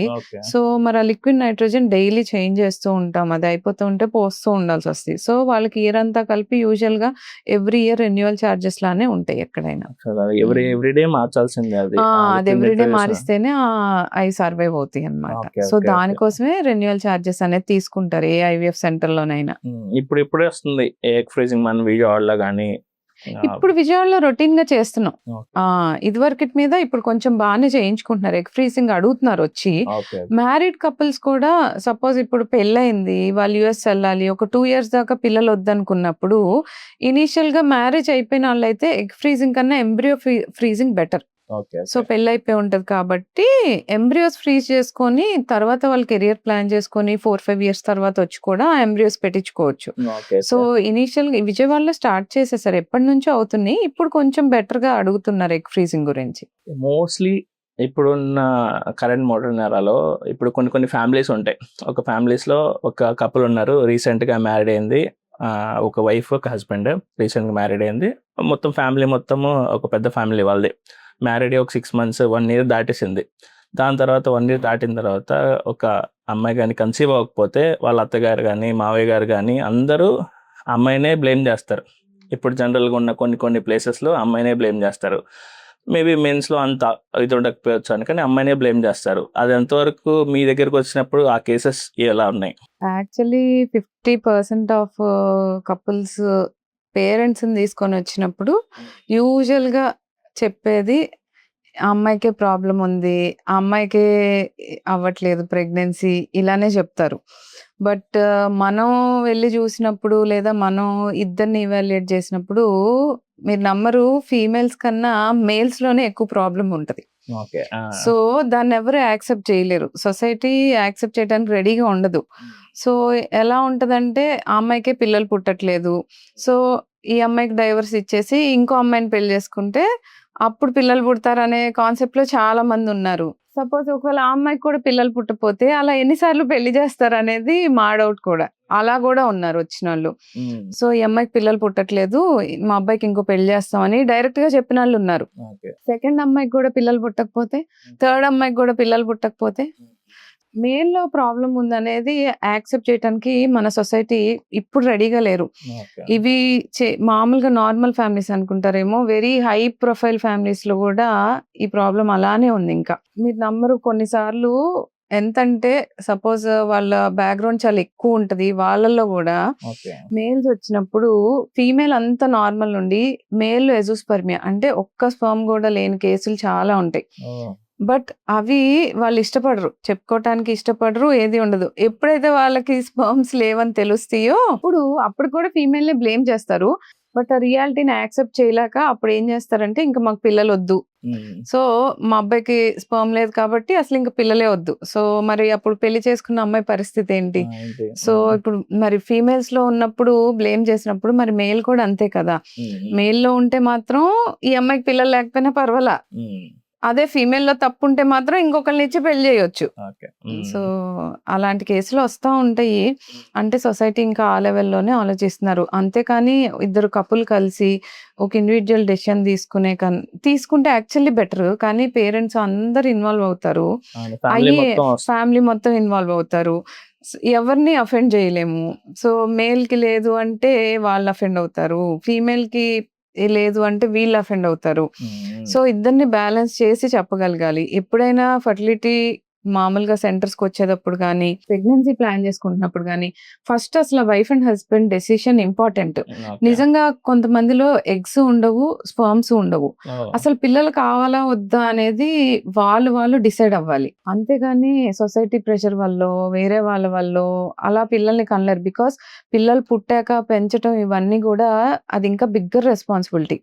సో వాళ్ళు ఎంతవరకు అది చేయగలరు అనేది ఆ కపుల్ చెప్పాలి. కానీ మదరో ఫాదరో కావాలన్నారు, లేకపోతే ఫ్రెండ్స్కి పిల్లలు పుట్టారనో, లేకపోతే బ్రదర్ సిస్టర్ పిల్లలు ఉన్నారనో ఎప్పుడు పిల్లలు ప్లాన్ చేసుకోకూడదు. సో మీరెంత రెడీగా ఉన్నారు దానికి అనే దాని మీదే పిల్లల్ని ప్లాన్ చేసుకోవాలి. ఇనీషియల్గా వచ్చినప్పుడు ఫ్యామిలీ మెంబర్స్ అందుకే యూజువల్గా రావద్దని చెప్తాం, వచ్చిన బయట వెయిట్ చేయమంటాం. అసలు ఆ కపుల్ ఏం ఆలోచిస్తున్నారో తెలిస్తే వాళ్ళకి ఎంత ప్రయారిటీ ఉందనే దాన్ని బట్టి మనం అడ్వైస్ చేయొచ్చు. కొంతమంది వస్తారు, పేరెంట్స్ వచ్చేసి పెళ్ళి 6 నెలలు అయిపోయింది, మా పిల్లలకి పిల్లలు లేరు అని చెప్పేసి, అంటే డెసిషన్ అంతా వాళ్ళే తీసుకుంటారు. వీళ్ళకి అసలు ఆలోచించే టైం కూడా ఇవ్వరు. వీళ్ళకి ఫస్ట్ కావాలా వద్దా అనేది కూడా వాళ్ళకి అవసరం లేదు. అది ఇండివిజువల్ డెసిషన్. చాలా మంది పిల్లలు వద్దనుకునే వాళ్ళు కూడా ఉంటారు. సో పిల్లల్ని వద్దనుకుంటే అది వాళ్ళ డెసిషన్, దానికి ఎవరు రెస్పెక్ట్ ఇవ్వట్లా. సో వాళ్ళకి ఎవరికో కావాలి, వాళ్ళకి పుట్టారు, మాకు పుట్టాలి అన్నట్టు ఉంది. ఎప్పుడైనా కప్పులు వాళ్ళుగా డిసైడ్ అయితేనే అది బెటర్ గా ఉంటది. ఈ మధ్య కాలంలో కొత్తగా డ్యూయల్ ఇన్కమ్ నో కిడ్స్ అని, అది కూడా కొంచెం ఇక్కడ కాదు కానీ మెట్రోపాలిటన్ లో చాలా మంది పిల్లల్ని పెంచటం ఒక బిగ్గర్ రెస్పాన్సిబిలిటీ. ఫైనాన్షియల్ గా అవ్వచ్చు, లేదా ఏదైనా కానీ వర్క్ పరంగా అవ్వచ్చు, ఎక్కువ రెస్పాన్సిబిలిటీ అని ఫీల్ అయ్యి అసలు పిల్లల్ని ప్లాన్ చేసుకోవట్లా. సో అలాంటి వాళ్ళు కూడా ఉన్నారు. బట్ అది చెప్పినట్టు ఎవరి ఇండివిజువల్ డెసిషన్ వాళ్ళది. ఎంతవరకు వాళ్ళకి అవసరం అనే దాన్ని బట్టి ప్లాన్ చేసుకోవాలి. అంతేగాని వాళ్ళకి ఎవరికో పుట్టారని మనం ప్లాన్ చేసుకోలేం కదా. రిఫరెన్స్ తీసుకొని చేసుకోకూడదు. ఎగ్జాక్ట్లీ. Okay ma'am. మనగా జనరల్ గా ఇప్పుడు ఫర్టిలిటీ సెంటర్స్ లోకి ఫీమేల్స్ వచ్చినప్పుడు వాళ్ళకి mostly of PCOS and PCOD ఇప్పుడు జనరల్ గా ఎక్కువైపోయినాయి. పీసీఓఎస్ ఇప్పుడు మోస్ట్లీ ఆఫ్ 5-10 మెంబర్స్ తీసుకుంటే అందులో 5 మెంబర్స్ 6 మెంబర్స్కి పీసీఓడి ప్రాబ్లమ్స్ ఉన్నాయి. అలాంటి పీసీఓడి ప్రాబ్లమ్స్ ఉన్న వాళ్ళకి ఫర్టిలిటీకి ఎంత ఎఫెక్ట్ ఉంటుంది ఆ ఫ్యాక్టర్స్ వాళ్ళకి? పీసీఓఎస్ ఇది వరకు ఒకలా ఉండేదండి. ఇప్పుడు పీసీఓఎస్ ఎలా ఉందంటే 10 ఇయర్స్ కిడ్ నుంచి కూడా పీసీఓఎస్ స్టార్ట్ అవుతుంది. అంటే ఎంత బ్యాడ్గా ఉందంటే ఆ పీసీఓఎస్, అది రూరల్ అవనివ్వండి, అర్బన్ అవనివ్వండి, ఎవరిని తీసుకున్నా అసలు ఒక్కొక్కసారి అయితే అసలు 90% ఫీమేల్స్ అందరూ పీసీఓఎస్ ఉన్నారా అనిపిస్తుంది. సో వచ్చిన ప్రతి ఒక్కరికి అందరికీ ఆల్మోస్ట్ పీసీఓఎస్ ఉంటుంది. ఎందుకు అంటే లైఫ్ స్టైల్, వాళ్ళ ఫుడ్ హ్యాబిట్స్, స్లీప్ ఉండట్లేదు సరిగ్గా, ఎక్సర్సైజ్ అసలు నిల్, ఎక్సర్సైజ్ ఈజ్ లైక్ జీరో. ఇప్పుడు ఎక్సర్సైజ్ చేసే వాళ్ళే లేరు. ఒకవేళ ఎవరన్నా నిజంగా మనం వచ్చి ఇలా ఎక్సర్సైజ్ చేస్తే పీసీఓఎస్ తగ్గుతుంది అని చెప్పినా కూడా దాన్ని సీరియస్‌గా తీసుకొని చేసేవాళ్ళు కూడా ఎవరు లేరు. ఇప్పుడు అందరికి ఎలా అంటే ఇన్‌స్టంట్ సొల్యూషన్ కావాలి. పీసీఓఎస్ ఉంది. ఒక 1 మంత్ టాబ్లెట్స్ వాడాలి. నెక్స్ట్ మంత్ పీసీఓఎస్ తగ్గిపోయి పిల్లలు పుట్టేయాలి. సో, ఆ ఇన్‌స్టంట్ సొల్యూషన్స్ కోసమే చూస్తున్నారు తప్పితే లాంగ్ రన్‌లో అది ఎలా ఎఫెక్ట్ అవుతుందనేది ఎవరు పెద్ద పట్టించుకోవట్ల. ఓకే. రీసెంట్‌గా చూసిన ఒక కేస్‌లో అయితే షీ ఈస్ 21. హ్మ్. ఆ అమ్మాయి వెయిట్ 118 కేజీస్. అబ్బా! సో 118. యాహ్! హ్మ్. 118. హ్మ్. సో ఆవిడకి మ్యారేజ్ అయ్యి 1 ½ 2 ఇయర్స్ అవుతుంది. Hmm. So weight 118 kgs. Her BMI is 50.5. అబ్బా! సో అంటే చాలా ఎక్కువ. తను ఇప్పుడు ప్రెగ్నెన్సీ ప్లాన్ చేసుకుందాం అని వచ్చింది. హ్మ్. అసలు అంత వెయిట్‌లో ఫస్ట్ ఆఫ్ ఆల్ కన్సీవ్ అవ్వటం కష్టం. కన్సీవ్ అయిన ప్రెగ్నెన్సీ సర్వైవ్ అవ్వటం కష్టం. ఒకవేళ సర్వైవ్ అయినా ఆ అమ్మాయికి హెల్త్ ప్రాబ్లమ్స్ ఎక్కువవుతాయి. సో ప్రెగ్నెన్సీలో ఏదైనా జరగొచ్చు. సో ప్రెగ్నెన్సీ ఇట్‌సెల్ఫే అసలు ఒక కాంప్లికేషన్ లాగా చూస్తాం యూజువల్‌గా. బాడీలో చాలా చేంజెస్ వస్తాయి ఒక ఫీమేల్‌లో. హ్మ్. అలాంటిది అంత వెయిట్ మీద అసలు ప్రెగ్నెన్సీ ప్లాన్ చేసుకోవడం అంటే ముందు ఆ అమ్మాయికి తన హెల్త్ ఎలా ఉంటది? తను సర్వైవ్ అవ్వటం ఇంపార్టెంట్. అది వదిలేసి వెయిట్ తగ్గమంటే వెయిట్ తగ్గకుండా నేను వెయిట్ ఇలానే ఉంటాను. అయినా ప్రెగ్నెన్సీ కావాలి. సో ఎలా కన్సీవ్ అవుతారు అంత వెయిట్ ఉన్నప్పుడు? హ్మ్. ఎగ్ క్వాలిటీ బాగోదు. ఒకవేళ ఎగ్ మనం ఏదన్నా బావుంది అని రిలీజ్ అవ్వటానికి ఏదన్నా ఇంజెక్షన్ పెడదామన్నా అంత వెయిట్ మీద ఎంత డోస్ ఇవ్వాల్సొస్తది? నార్మల్ ఇంజెక్షన్స్ వర్క్ చేయవు. హ్మ్. సో ఆ మేజర్ రూట్ కాజ్‌ని ట్రీట్ చేయాలంటే ఆ వెయిట్ ఉన్నప్పుడు యాక్చువల్లీ కంటిన్యూయస్‌గా ఎక్సర్‌సైజ్, ఫుడ్ చేసి వాళ్ళు నేచురల్‌గా తగ్గాలంటే 2-3 ఇయర్స్ టైం పడతది. ఈ ఆబ్వియస్‌లీ. 2-3 ఇయర్స్ ఫ్యామిలీ వాళ్ళు ఆగరు. ఆ 100 కేజీస్ ఉన్నా, 150 ఉన్నా ఆవిడ నెలలో కన్సీవ్ అయిపోవాలి. హ్మ్. సో అందరేంటంటే ఆ అమ్మాయి కన్సీవ్ అవ్వాలి. బట్ మనం ఎప్పుడైతే వెయిట్ లాస్, డైట్ చెప్తామో అది టైం పడతది. ఆబ్వియస్‌లీ పడతది. 2 ఇయర్స్ మినిమమ్ పడతది వెయిట్ తగ్గాలంటే. హ్మ్. ఆ నేచురల్ మెథడ్స్ వాళ్ళకి అవసరం లేదు. పిల్స్ ద్వారా తగ్గుతా అంటారు. సో పిల్స్ పెట్టమంటారు. లేదా ఇప్పుడు కొత్తగా ఇంజెక్షన్స్ వస్తున్నాయి గదా! మౌంజారో. మౌంజారో. సో మౌంజారోకెళ్దాం అంటే బట్ ఇప్పుడు ఇంత వెయిట్ ఉన్న వాళ్ళలో it is really worth it. అంటే తీసుకోవచ్చు. ఓకే. హ్మ్. సో ఆ ఇంజెక్షన్స్‌కెళ్తారు. ఆ ఇంజెక్షన్స్‌కెళ్ళినప్పుడు కూడా ఇంజెక్షన్ వల్లే మొత్తం తగ్గిపోవాలి. వీళ్ళు మాత్రం ఏమి చేయకూడదు. ఆళ్ళు మామూలుగా తినే ఫుడ్ తింటారు. ఎక్సర్‌సైజ్ ఏమి చేయరు. హ్మ్. వెయిట్ మాత్రం తగ్గిపోవాలి. So that is impossible. అసలు అట్లా అవ్వదు. హ్మ్. ఇంకా ఒక స్టెప్ ఎక్స్‌ట్రా ఎళ్లి బేరియాట్రిక్ సర్జరీస్‌కి కూడా ఎళ్తున్నారు. ఇప్పుడు బిఎంఐస్ కనుక నిజంగానే 40 అబోవ్ అట్లా ఉంటే మేము సజెస్ట్ చేయాల్సొస్తుంది. ఎందుకంటే వెయిట్ లాస్ అవ్వట్లేదు. ప్లస్ ఏంటంటే అంత వెయిట్ ఉండటం వల్ల ప్రెగ్నెన్సీ గురించి వదిలేయండి. హెల్త్ ప్రాబ్లమ్స్ చాలా వస్తున్నాయి. ఇప్పుడు ఆ హెల్త్ ప్రాబ్లమ్స్ తగ్గించాలంటే వెయిట్ తగ్గాలి. బట్ ఎవ్వరూ నేచురల్ మెథడ్స్‌లో తగ్గడానికి ఇష్టపడరు. మనం ఎంత ఎక్సర్‌సైజ్ చెప్పి ఎవ్రీ వీక్ ఫాలో అప్ పెడతాం. డైరీ పెట్టి డైలీ ఎంత ఎక్సర్‌సైజ్, ఎంత ఫుడ్ తింటున్నారు రాసి తీసుకురమ్మంటాం. 10 మెంబర్స్‌లో ఒక్కళ్ళు తీసుకొచ్చినా హ్యాపీగా ఉంటది. ఎవరు తీసుకురారు. మనం 100 ఉన్నోళ్ళని ఒక 1 మంత్ మానిటర్ చేసి 2 కేజీస్ తగ్గమంటే ఆ 101 అయిద్ది తప్పితే 99 98 అవ్వదు. అవ్వదు. ఆ! కాకపోతే ఏంటంటే ఇంకెలా ఉన్నా గూడా వాళ్ళని ఇంకా మోటివేట్ చేసి పాజిటివ్ వేలో తీసుకెళ్లాలనే చూస్తాం గానీ, బట్ ఇప్పుడున్న కండిషన్స్‌లో అవ్వట్లేదు. ఓకే. ఎక్సర్‌సైజ్ అనేది కంప్లీట్‌గా మర్చిపోయారు. అసలు ఎవరు చెప్పినా చేయట్లేదు. ఫుడ్ అయితే అసలు మీరు అడగొద్దు. ఇప్పుడు చెప్పా కదా! 10 ఇయర్స్ నుంచి 11 ఇయర్స్‌కి మెచ్యూర్ అయిపోతున్నారు. 8 ఇయర్స్‌కి అయినోళ్ళు గూడా చూసాను నేను. అబ్బో! సో, అసల ఆళ్ళకి ఆ 8 ఇయర్స్‌కి ఏం తెలుస్తది అసలా? వాళ్ళకి ఎలా ఉంటారు 8 ఇయర్స్ నుంచి? అంటే ఇప్పుడు 8 ఇయర్స్‌కి మెచ్యూర్ అయితే 35, 36 వచ్చేసరికి ఎగ్స్ అన్నీ ఎగ్స్ అయిపోతాయి. అయిపోతాయి. అవును. ఆళ్ళు హ్మ్. 35 గనుక మ్యారేజ్ చేసుకుంటే మళ్ళీ అప్పుడు పిల్లల కోసం స్ట్రగుల్ అవుతారు. అంటే పిల్లల్లో గూడా యాక్టివిటీ అసలు తగ్గిపోయింది. స్కూల్‌లో గేమ్స్ ఆడటం లేదు. ఎంతసేపు ఆ బుక్స్ చదువుకోవటం వీటిలోనే ఉంటున్నారు. పిల్లలు ఏం తింటున్నారనేది అసల పట్టించుకునే టైం గూడా పేరెంట్స్‌కి ఉండట్ల. అవును. ఒక్కళ్ళన్నా ఎనక్కి తిప్పి ఏం ఇంగ్రీడియెంట్స్ ఉన్నాయని చూడట్ల. ప్రొడక్ట్ సో, మీద. ఫ్రోజెన్ ఫుడ్స్, ప్యాక్డ్ ఫుడ్స్ ఇయన్నీ ఎక్కువైపోయినియి. చిన్నప్పటి నుంచే అవి కంట్రోల్ చేయగలగాలి. యాక్చువల్‌గా నార్మల్‌గా ఫుడ్డే ఇప్పుడు చాలా అడల్ట్రేషను అంత హెల్తీగా ఉండట్ల. మనం ఇచ్చే వాటిల్లో గూడా బ్యాడ్ ఫుడ్, జంక్ ఫుడ్ ఎక్కువ తింటున్నారు. పిజ్జాస్, బర్గర్స్, పానీపూరీలు ఫ్రైడ్ రైస్. ఇవన్నీ రోడ్ల మీద వాళ్ళు వాడే ఆయిల్స్ గానీ, వాళ్ళు వాడే టేస్టింగ్ సాల్ట్ గానీ, అజినోమోటో వీటన్నిటి వల్ల ఏమవుతుందంటే ఇనీషియల్‌గా కన్నా లాంగ్ రన్‌లో హెల్త్ డ్యామేజ్ చాలా ఎక్కువ జరుగుతుంది. అందుకే ఇంత పీసీఓఎస్. ఓకే. దానికి ఓకే. తోడు స్ట్రెస్. అందరూ వర్కింగే ఇప్పుడు. వెనకటి కాలంలో ఇట్లా ఉండేది కాదు. ఇప్పుడు ప్రతి ఒక్కళ్ళు 15 ఇయర్స్, 20 ఇయర్స్ వచ్చిన కాడ నుంచి ఆఫీస్‌లని, సాఫ్ట్‌వేర్‌లని స్లీప్ ఒకటి ఉండట్లేదు. సో, ఆ స్లీప్ లేకపోవటం one of the major cause. Okay. And ఈ సెల్ ఫోన్ ఇన్ఫర్టిలిటీకి. ఒకటి. Obviously night so, 12, 1. అది స్క్రోల్ చేస్తూనే కళ్ళు మూతలు పడతాయి. అది స్క్రోల్ చేయకపోతే మూత పడట్లేదు. సో, స్లీప్ అనేది 8 అవర్స్ కంపల్సరీ అన్‌డిస్టర్బ్డ్ స్లీప్ ఉండాలి. ఇప్పుడు ఎవరిలో అది ఉండట్లా. సగం టైం ఉంటే ఆ ఫోన్‌లో ఉంటారు. బాత్రూమ్‌కెళ్ళినా ఆ ఫోనే వాడుతున్నారు. సో, ఇవన్నీ మేజర్ కాజెస్ పీసీఓఎస్‌కి. మనం ఒకవేళ ఎడ్యుకేట్ చేయాలని చూసినా చెప్పా కదా! 10లో ఒకళ్ళో ఇద్దరో దే ఫాలో. మిగిలిన వాళ్ళు పెద్ద ఫాలో అవ్వటానికి ఇష్టపడట్లేదు.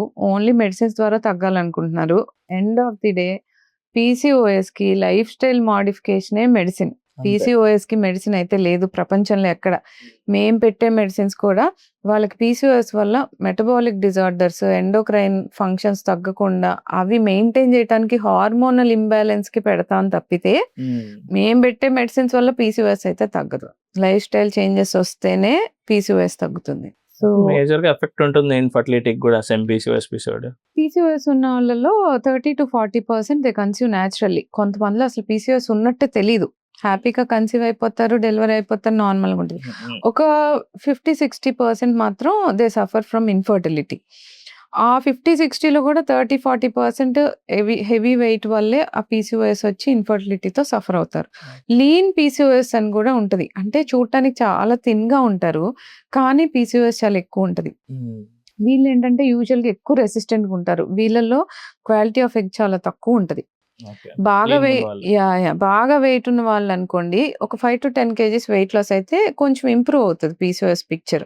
బట్ ఈ లీన్‌గా ఉన్న వాళ్ళేంటంటే వాళ్ళలో చాలా రెసిస్టెంట్‌గా ఉంటాయి PCOS. So, lean PCOS is more dangerous. Okay.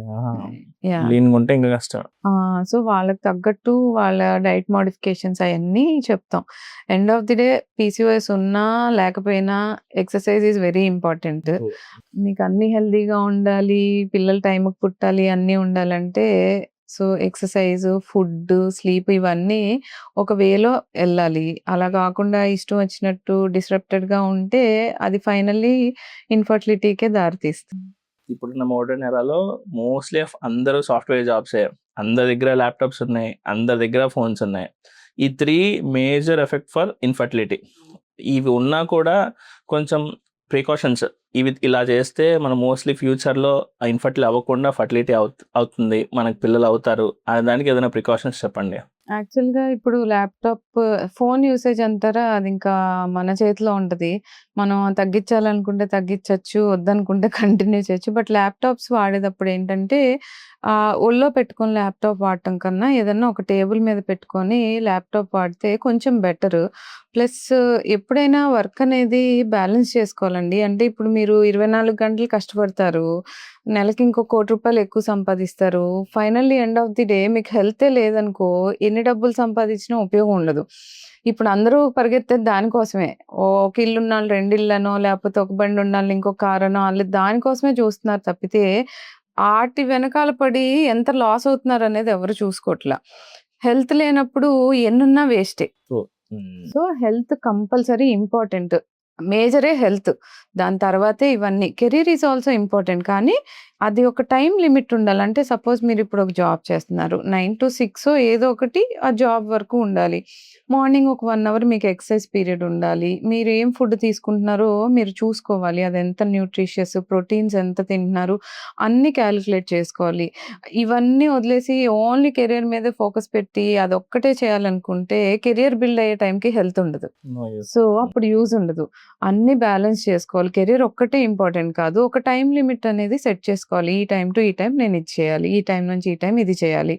So, daily ఒక రొటీన్ ఉండాలి. బయోలాజికల్ క్లాక్ కూడా మనకి ఎలా ఉంటదంటే బాడీలో రోజు 10కి పడుకున్నాం అనుకోండి. ఒక 1 మంత్ తర్వాత వద్దన్నా మనకు 10కే నిద్రొస్తది. మీరు రోజు దాన్ని 2కే పడుకోవటం అలవాటు చేశారనుకో, 2కే బాడీ అలవాటు పడిపోద్ది. సో, అసలా రిపేర్‌కి టైం ఎక్కడుంది? పొద్దున్నుంచి సాయంత్రం దాకా ఆర్గన్స్ అన్నీ వర్క్ చేస్తున్నాయి. వాటికి రెస్ట్ కావాలి కదా! 24 గంటలు మీరు వాటికి పని చెప్తే అవి ఎంత వర్క్ చేస్తాయి? సో, ఎప్పుడు రిపేర్‌కి టైం ఉండాలి. మినిమమ్ 3-4 అవర్స్ హీల్ అవ్వాలి బాడీ. ఓకే. అంటే ఆ స్ట్రెస్ ఫ్యాక్టర్స్ అన్నీ తగ్గాలి. స్లీప్ బావుండాలి. ఒక రొటీన్ సెట్ చేసుకుంటే మీరు ల్యాప్‌టాప్ వాడుకున్నా ఒక రొటీన్ టైమ్ పీరియడ్ సెట్ చేసుకోవాలి. సో, అలా రొటీన్ ఉంటే యూజువల్‌గా ఫర్టిలిటీ అనేది ఎఫెక్ట్ అవ్వదు. టైంకి వాటర్ తాగి, ఫుడ్ తీసుకొని అండ్ డైట్ అన్నీ ప్లాన్ చేసుకొని రొటీన్‌గా ఉంటే యూజువల్‌గా ఎఫెక్ట్ అవ్వదు. ఇంకా ఈ కాకుండా ఎక్స్‌ట్రాగా ఇప్పుడు మేజర్‌గా చూసేది స్మోకింగు, ఆల్కహాల్. ఆల్రెడీ డ్యామేజ్ జరుగుతుంది. ఇంకా వీటికి అడిషనల్‌గా యాడ్ చేస్తున్నారు. సో, ఎంతవరకు ఫర్టిలిటీ మెయింటైన్ అవుతది? స్మోకింగ్ అనేది one of the major cause fertility deteriorate అవ్వటానికి. ఓకే. ఒక బాబు 14 ఇయర్స్ దగ్గర స్మోకింగ్ స్టార్ట్ చేస్తే by the time he get married at 30 అసలు ఎన్ని స్పర్మ్స్ మిగులుతాయి? ఓకే. సో, అంత ఎర్లీ ఏజ్‌లోనే స్మోకింగ్, ఆల్కహాల్ స్టార్ట్ చేస్తున్నారు. ఇప్పుడు చూస్తున్నాం. వాళ్ళకసలు 30 ఇయర్స్‌కి పిల్లలు పుట్టే టైంకి స్పెర్మ్ కౌంట్ 0 అయిపోతుంది. ఎక్కడి నుంచొస్తాయి స్పెర్మ్స్? బాడీలో నేచురల్‌గా ప్రొడ్యూస్ అయితేనే వస్తాయి. మేమైనా వచ్చినయే వాడుకోగలుగుతాం. ఐవీఎఫ్‌లో అయినా దేనిలోనైనా. కొత్తగా అయితే పుట్టించలేం కదా! సో, అంత ఎర్లీ ఏజెస్‌లో ఈ బ్యాడ్ హ్యాబిట్స్ స్టార్ట్ అవ్వటం అండ్ నిద్ర లేకపోవటం వీటి వల్లే మెయిన్ ఫ్యాక్టర్స్. వీటిని తగ్గించుకోవాలంటే మనమే సెల్ఫ్ లిమిట్ చేసుకోవాలి. లేదు అంటే తర్వాతైనా ఇబ్బంది పడతారు. పిల్లల విషయంలో అవ్వని, హెల్త్ విషయంలో అవ్వని. ఫ్యూచర్‌లో కూడా అదే అయిద్దేమో మ్యామ్ జనరల్‌గా. ఇప్పుడు బీపీ, షుగరు, హ్మ్. ఇన్‌ఫర్టిలిటీ ఈ 3 సేమ్ అవుతాయేమో ఫ్యూచర్‌లో కూడా. మేబీ ఏమంటారు? ఇన్‌ఫర్టిలిటీ ఇంకా ఎక్కువ అవుతదేమో ఇలానే కంటిన్యూ అయితే. బీపీ, షుగర్ కంటే. యాహ్! హ్మ్. అండ్ బీపీ, షుగర్ ఒక ఎత్తు. ఇన్‌ఫర్టిలిటీ ఇంకో సైడు. మేము చదువుకున్నప్పటికి ఇప్పటికే ఇన్‌ఫర్టిలిటీలో చాలా, చాలా ఎక్కువైపోయింది. మేల్ ఇన్‌ఫర్టిలిటీ అవ్వనివ్వండి, ఫీమేల్ అవ్వనివ్వండి. ఇదివరకి 10లో ఒకళ్ళిద్దరు కన్సీవ్ అయ్యేవాళ్ళు కాదు. ఇప్పుడు 10లో ఒకళ్ళిద్దరే కన్సీవ్ అవుతున్నారు. సో, రివర్స్ అయింది. కంప్లీట్‌గా రివర్స్ అయిపోయింది. ఆ! అసలు కొన్నాళ్ళకి కన్సీవ్ అవ్వటమే కష్టమైపోద్దేమో అన్న స్టేజ్‌కెళ్ళిపోతున్నారు. ఇప్పుడు మేజర్‌గా ఈ లైఫ్ స్టైల్ చేంజెసే వాటికి కారణం కూడా. ఎప్పుడైతే మీరు కరెక్ట్‌గా ఉంటారో, అన్నీ కరెక్ట్‌గా ప్లాన్ చేసుకుంటారో ఫర్టిలిటీ అనేది మెయింటైన్ అవుతది. ఎప్పుడైతే ఇవన్నీ మిగతా చేంజెస్ అన్నీ స్టార్ట్ అయిపోయినాయో, స్మోకింగ్, అడిక్షన్స్‌కి వెళ్ళిపోయారో ఫర్టిలిటీ ఆబ్వియస్‌లీ తగ్గిపోతుంది. సో, ఫ్యూచర్‌లో మీరన్నట్టు పిల్లలు పుట్టటమే కష్టం అవ్వచ్చు. ఈ స్ట్రెస్ లెవెల్స్ కూడా బాగా ఎక్కువైపోయినాయి ప్రెజెంట్. అదొక మేజర్ రీజన్ ఫర్ ఇన్‌ఫర్టిలిటీ. అవును. అవును. స్ట్రెస్ లెవెల్స్ ఎంత పీక్స్‌లో ఉంటున్నారంటే అసలా మే కొంతమంది కపులొస్తారు. మీరు చెప్పినట్టు ఈ సాఫ్ట్‌వేర్ ఆళ్ళు. వైఫ్ వచ్చే టైము హస్బెండ్ రాడు. హస్బెండ్ వచ్చే టైము వైఫ్ రాదు.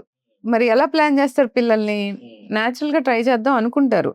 మనం ఏదో మెడిసిన్ పెడతాము, ఫాలిక్యులర్ స్టడీ స్కాన్స్ చేస్తాం, ఓవ్యులేషన్ చూస్తాం. ఆ టైంకి వైఫ్ అండ్ హస్బెండ్ కలవమని చెప్తాం. కాదు ఆ రోజు ఆ హస్బెండ్‌కి ఖాళీ ఉండక కలవరు. లేదా వైఫ్‌కి ఖాళీ ఉండదు. సో, అసలు వీళ్ళు ఎలా ప్లాన్ చేసుకుంటారు ప్రెగ్నెన్సీ? అంటే వాళ్ళ ప్రెగ్నెన్సీ ప్లాన్ చేసుకోవడానికి వాళ్ళకి టైం లేదు. సో, మన దగ్గరకొచ్చినా మనం గూడా ఏమీ చేయలేని పరిస్థితి. డైరెక్ట్‌గా స్ట్రెయిట్ అవే కొంతమందొచ్చి మాకు కలిసే టైం గూడా లేదు. ఐవీఎఫ్ కావాలని అడిగే వాళ్ళు గూడా ఉన్నారు. అయ్యో! సో, మేమంత టైం తీసుకోలేము. నేచురల్‌గా ట్రై చేయలేకపోతున్నాము. మాకు టైం కుదరట్లేదు. మేము డైరెక్ట్‌గా ఐవీఎఫ్‌కెళ్ళిపోతాం. ఐవీఎఫ్ చేయాలంటే అందరికీ చేయొచ్చు. కానీ ఐవీఎఫ్ చేయటానికి స్పెసిఫిక్ ఇండికేషన్ ఉండాలి.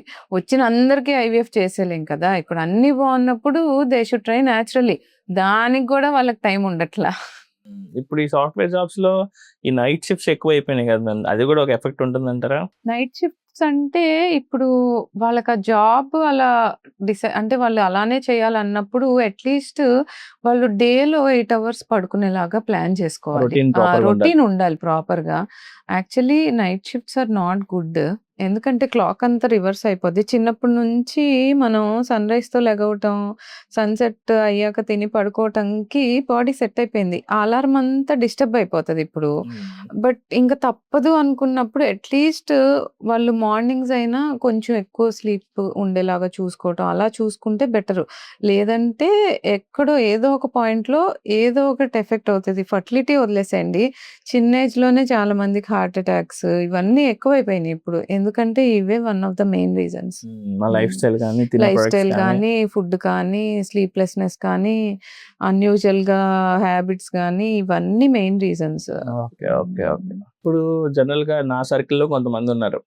ఎలా ఉన్నారంటే వాళ్ళు ప్రాపర్‌గా డైట్ ఫాలో అవుతారు. దెన్ ప్రాపర్ 8 అవర్స్ స్లీప్ ఉంటుంది. దెన్ ప్రాపర్‌గా జాబ్‌కెళ్ళి వస్తారు.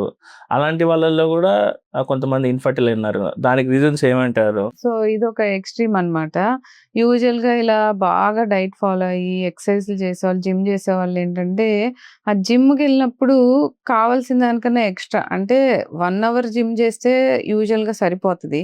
ఈళ్ళు 2, 3 అవర్స్ చేస్తారు. ఆ సిక్స్ ప్యాకుల కోసమనో, లేపోతే మజిల్స్ అనో, ఇవనో. ప్లస్ హ్మ్. దీంతో పాటు ఆ మజిల్ పెంచుకోవటానికి వాళ్ళు తీసుకునే ప్రోటీన్ అంటే యానిమల్ సోర్స్ ప్రోటీన్ ఇప్పుడు చికెన్ అవ్వచ్చు, ఎగ్స్ అవ్వచ్చు, ఇంకేదన్నా మీట్ ఏదైనా అది ఎంతవరకు హెల్తీ మీట్ అనేది అసలు మనకు తెలీదు. మరిప్పుడు వాటికి యాక్చువల్లీ చికెన్‌కి ఇంజెక్షన్స్ ఇచ్చి, స్టెరాయిడ్స్ ఇచ్చి పెంచుతానంటారు. బట్ ఒక్కసారి ఇంజెక్షన్ ఒకవేళ ఇచ్చినా కుక్ అయ్యాక వాటి ఎఫెక్ట్ ఏమి బాడీ మీద పడదు. యూజువల్‌గా మనం బాయిల్ చేసుకొని బాగా కుక్ చేసుకొని తింటాం కాబట్టి దాని ఎఫెక్ట్ ఏం పడదు.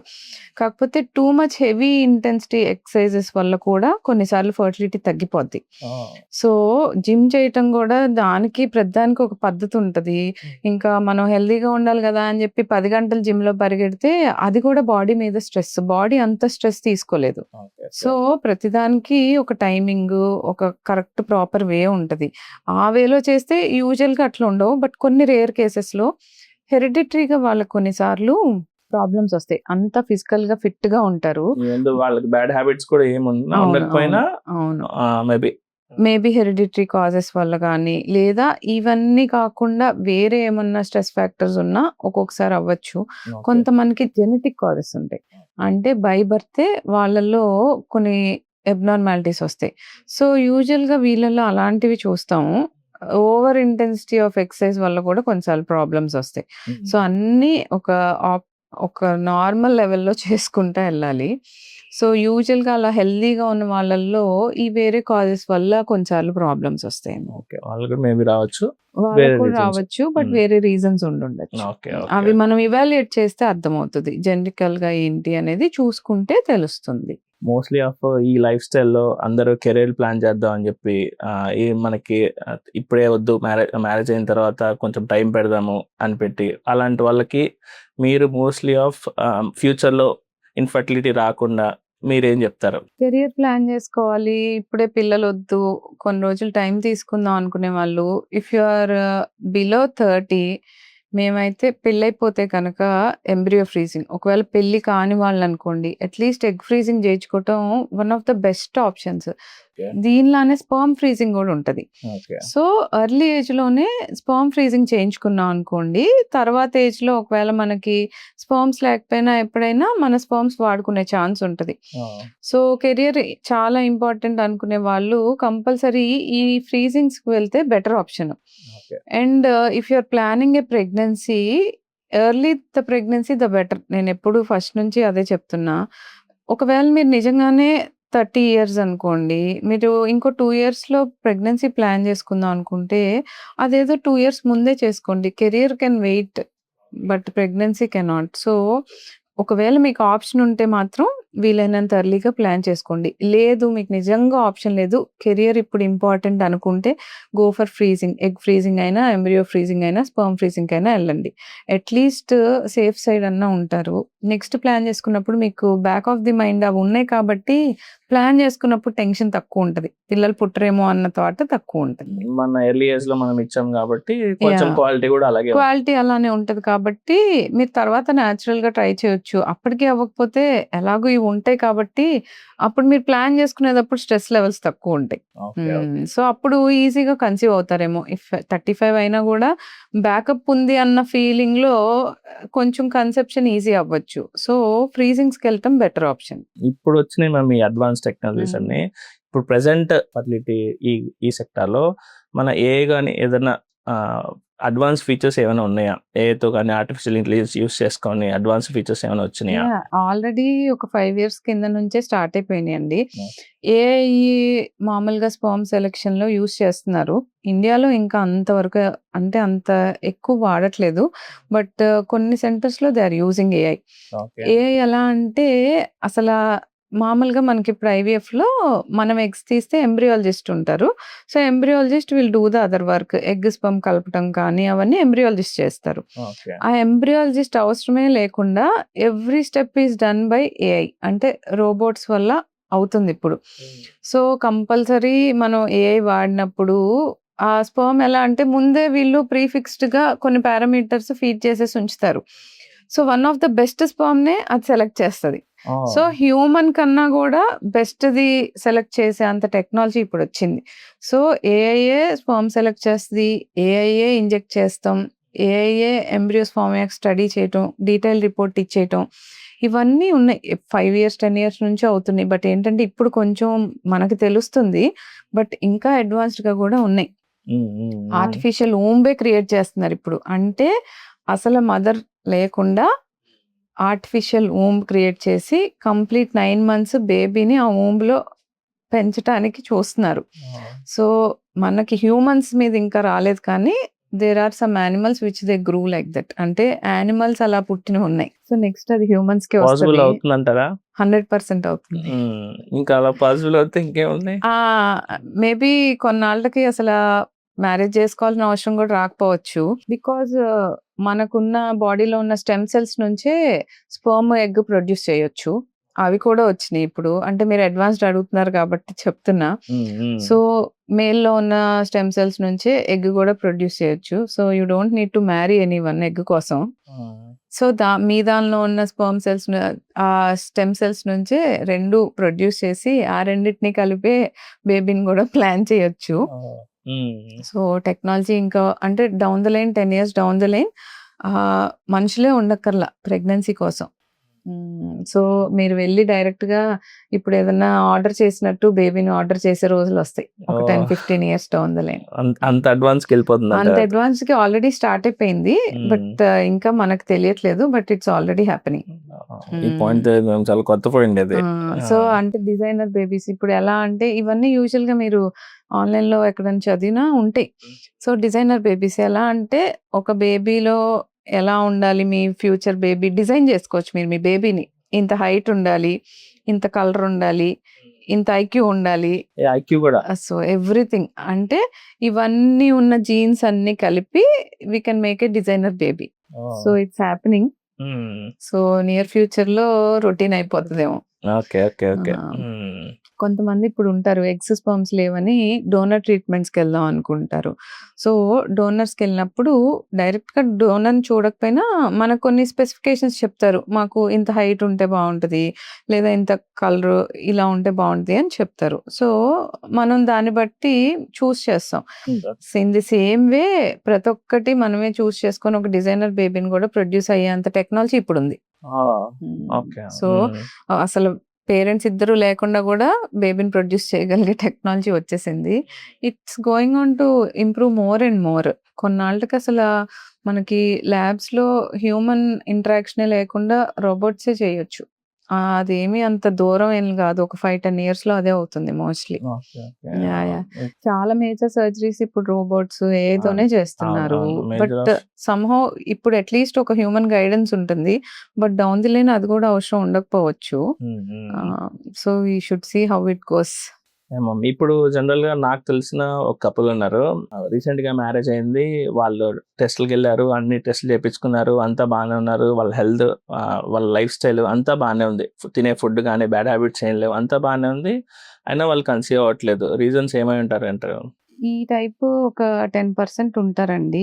ఏంటంటే పాపం నిజంగానే ఏజ్ బావుంటది.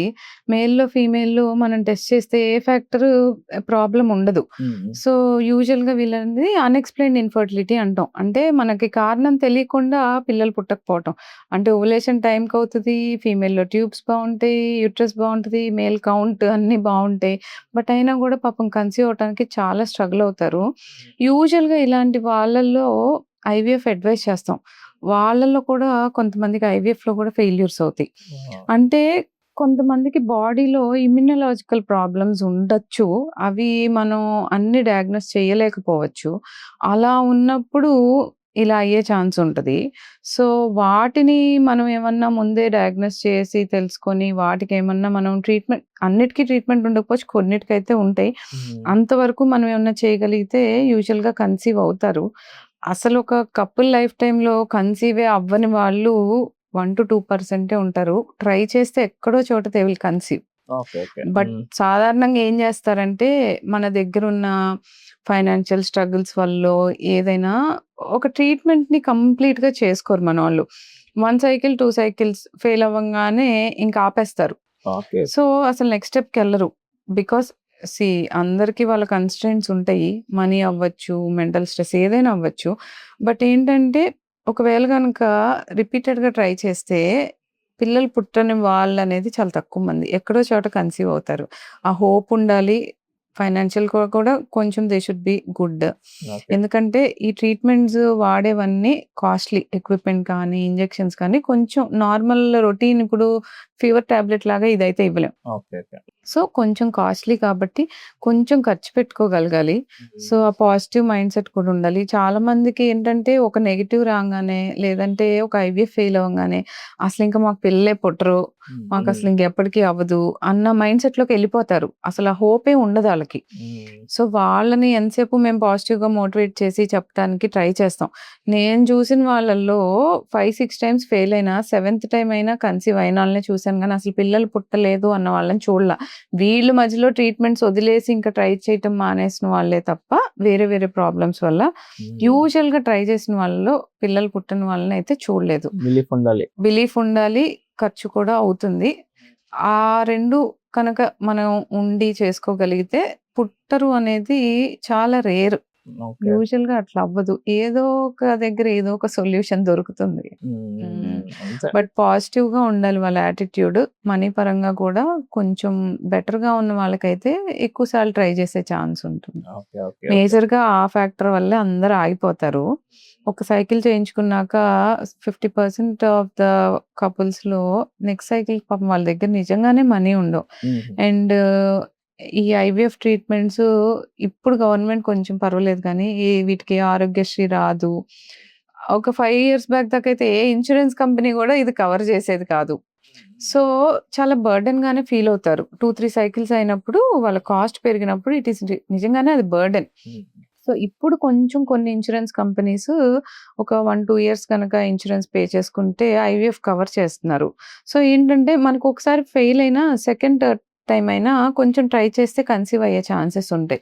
ఆ ఫ్యాక్టర్ గనక మనం తీసుకోగలిగితే కన్సీవ్ అవుతారు ఎక్కడో చోట గ్యారంటీగా. అదే మనం వెస్టర్న్‌లో చూసినట్టయితే 95% వాళ్ళ ఫైనాన్షియల్ బర్డెన్ అంతా ఇన్స్యూరెన్స్ కంపెనీసే కవర్ చేసేస్తాయి. బికాజ్ ఎందుకంటే అక్కడ అది మ్యాండేటరీ. ఓకే. మన ఇండియాలో అసలు ఆ సిస్టమే లేదు.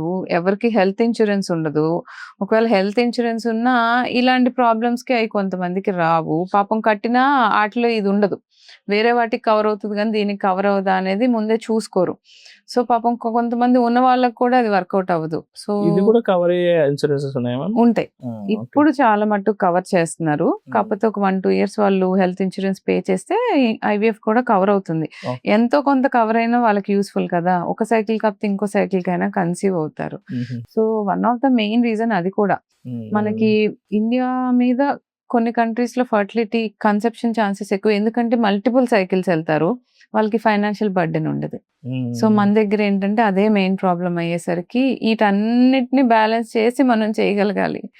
సో, అప్పుడే ఛాన్స్ ఎక్కువ ఉంటది కన్సెప్షన్‌కి. ఓకే. ఓకే. ఈ ఇన్సూరెన్స్ మామూలుగా ఇందులో ఐవీఎఫ్‌కి ఇన్సూరెన్స్ ఎప్పటి నుంచి ఉన్నాయి మ్యామ్? ఈ 5 ఇయర్స్ డౌన్ 5 ఇయర్స్ వస్తున్నాయా? నుంచి కొంచెం ఇన్స్యూరెన్స్ కంపెనీస్ అన్నీ బానే ఇన్స్యూరెన్స్ ఇస్తున్నాయి. వాటిలో కూడా ఉన్నాయి. ఇప్పటికీ కొన్ని కంపెనీస్ ఇవ్వట్లేదు. But some of them they are covering IVF కూడా. ఓకే. ఓకే. సో, అట్‌లీస్ట్ ఒక 25 ఇయర్స్ వచ్చాక మనకంటూ ఒక హెల్త్ ఇన్స్యూరెన్స్ ఉండటం వెరీ ఇంపార్టెంట్. అసలు ఐవీఎఫ్ ఇయన్నీ వదిలేయండి. Health insurance is very important. ఏ ప్రాబ్లమ్‌కైనా అది కట్టేటప్పుడు ఇది కూడా కవర్ చేసుకోగలిగింది చూజ్ చేసుకుంటే బెటర్ ఆప్షన్. మనకు ఆ ప్రాబ్లమ్ వచ్చినా రాకపోయినా అట్‌లీస్ట్ వస్తే యూజ్ కవరేజ్ ఉంటది ఉంటుంది కదా! కాబట్టి. అవునవును. ఓకే. ఓకే. నైస్. నైస్. మెన్స్‌లో మేజర్‌గా ఇన్‌ఫర్టిలిటీకి రీజన్ స్మోకింగ్. స్మోకింగ్ గురించి. మీరు మేజర్ టాపిక్ మెన్స్‌లో చూసేది అదే ఉంటుందనుకుంటా. మేజర్ కాజ్ కూడా అదే. స్మోకింగ్ ఎంత బ్యాడ్ అంటే ఇఫ్ ఎనీవన్ సేస్ మాకు ఆల్కహాల్, స్మోకింగ్ 2 అలవాటున్నాయంటే, క్విట్ స్మోకింగ్, కంటిన్యూ ఆల్కహాల్ అని గూడా చెప్పొచ్చు. So, smoking is so dangerous.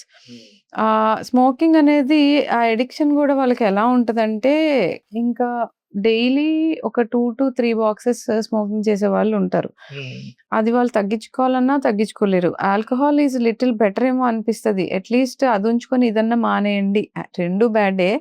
అదున్నా పర్వాలేదు, ఇది మానేయండి అని చెప్తున్నాం. అండ్ ఇప్పుడు కొత్తగా వచ్చింది ఆ వేపింగ్. ఈ సిగరెట్స్ అని కొత్తగా వస్తున్నాయి. అది ఇంకా బ్యాడ్. సో, దానివల్ల డబుల్ ద డ్యామేజ్ అవుతుంది. ఓకే. చూడ్డానికి జస్ట్ ఎలక్ట్రిక్ సిగార్స్ అనేయో వాడుతున్నారు చిన్నగుంటాయి. చిన్నగా. బట్ దానిలో ఉండే నికోటిన్ కంటెంట్ చాలా ఎక్కువ. అది స్పర్మ్‌ని ఇంకా ఎక్కువ డ్యామేజ్ చేస్తుంది స్మోకింగ్ కన్నా గూడా. స్మోకింగ్ ఇండియాలో one of the major causes for infertility in male. అది ఎంత వీలైనంత తగ్గించుకుంటే అంత బెటర్ ఉన్నవాళ్ళు. లేని వాళ్ళు అసలు స్టార్ట్ చేయకపోవటం బెటర్. సో, ఒకసారి స్పర్మ్ డ్యామేజ్ కనుక స్మోకింగ్ వల్ల స్పర్మ్ ప్రొడక్షన్ దగ్గర సెల్స్ డ్యామేజ్ అయితే అది ఇర్రివర్సిబుల్‌గా అయిపోయి యూ కెనాట్ రివర్స్ ఇట్. మనం ఏ ట్రీట్మెంట్ వాడినా గూడా ఇంకా పని చేయదు. క్యూర్ అవ్వదు. ఎలా అంటే 100 మిలియన్ కౌంట్ ఉండి ఒక 1-2 ఇయర్స్ కంటిన్యూస్ స్మోకింగ్ చేస్తే 0 కౌంట్‌కెళ్ళిన వాళ్ళని గూడా చూసాం మేము.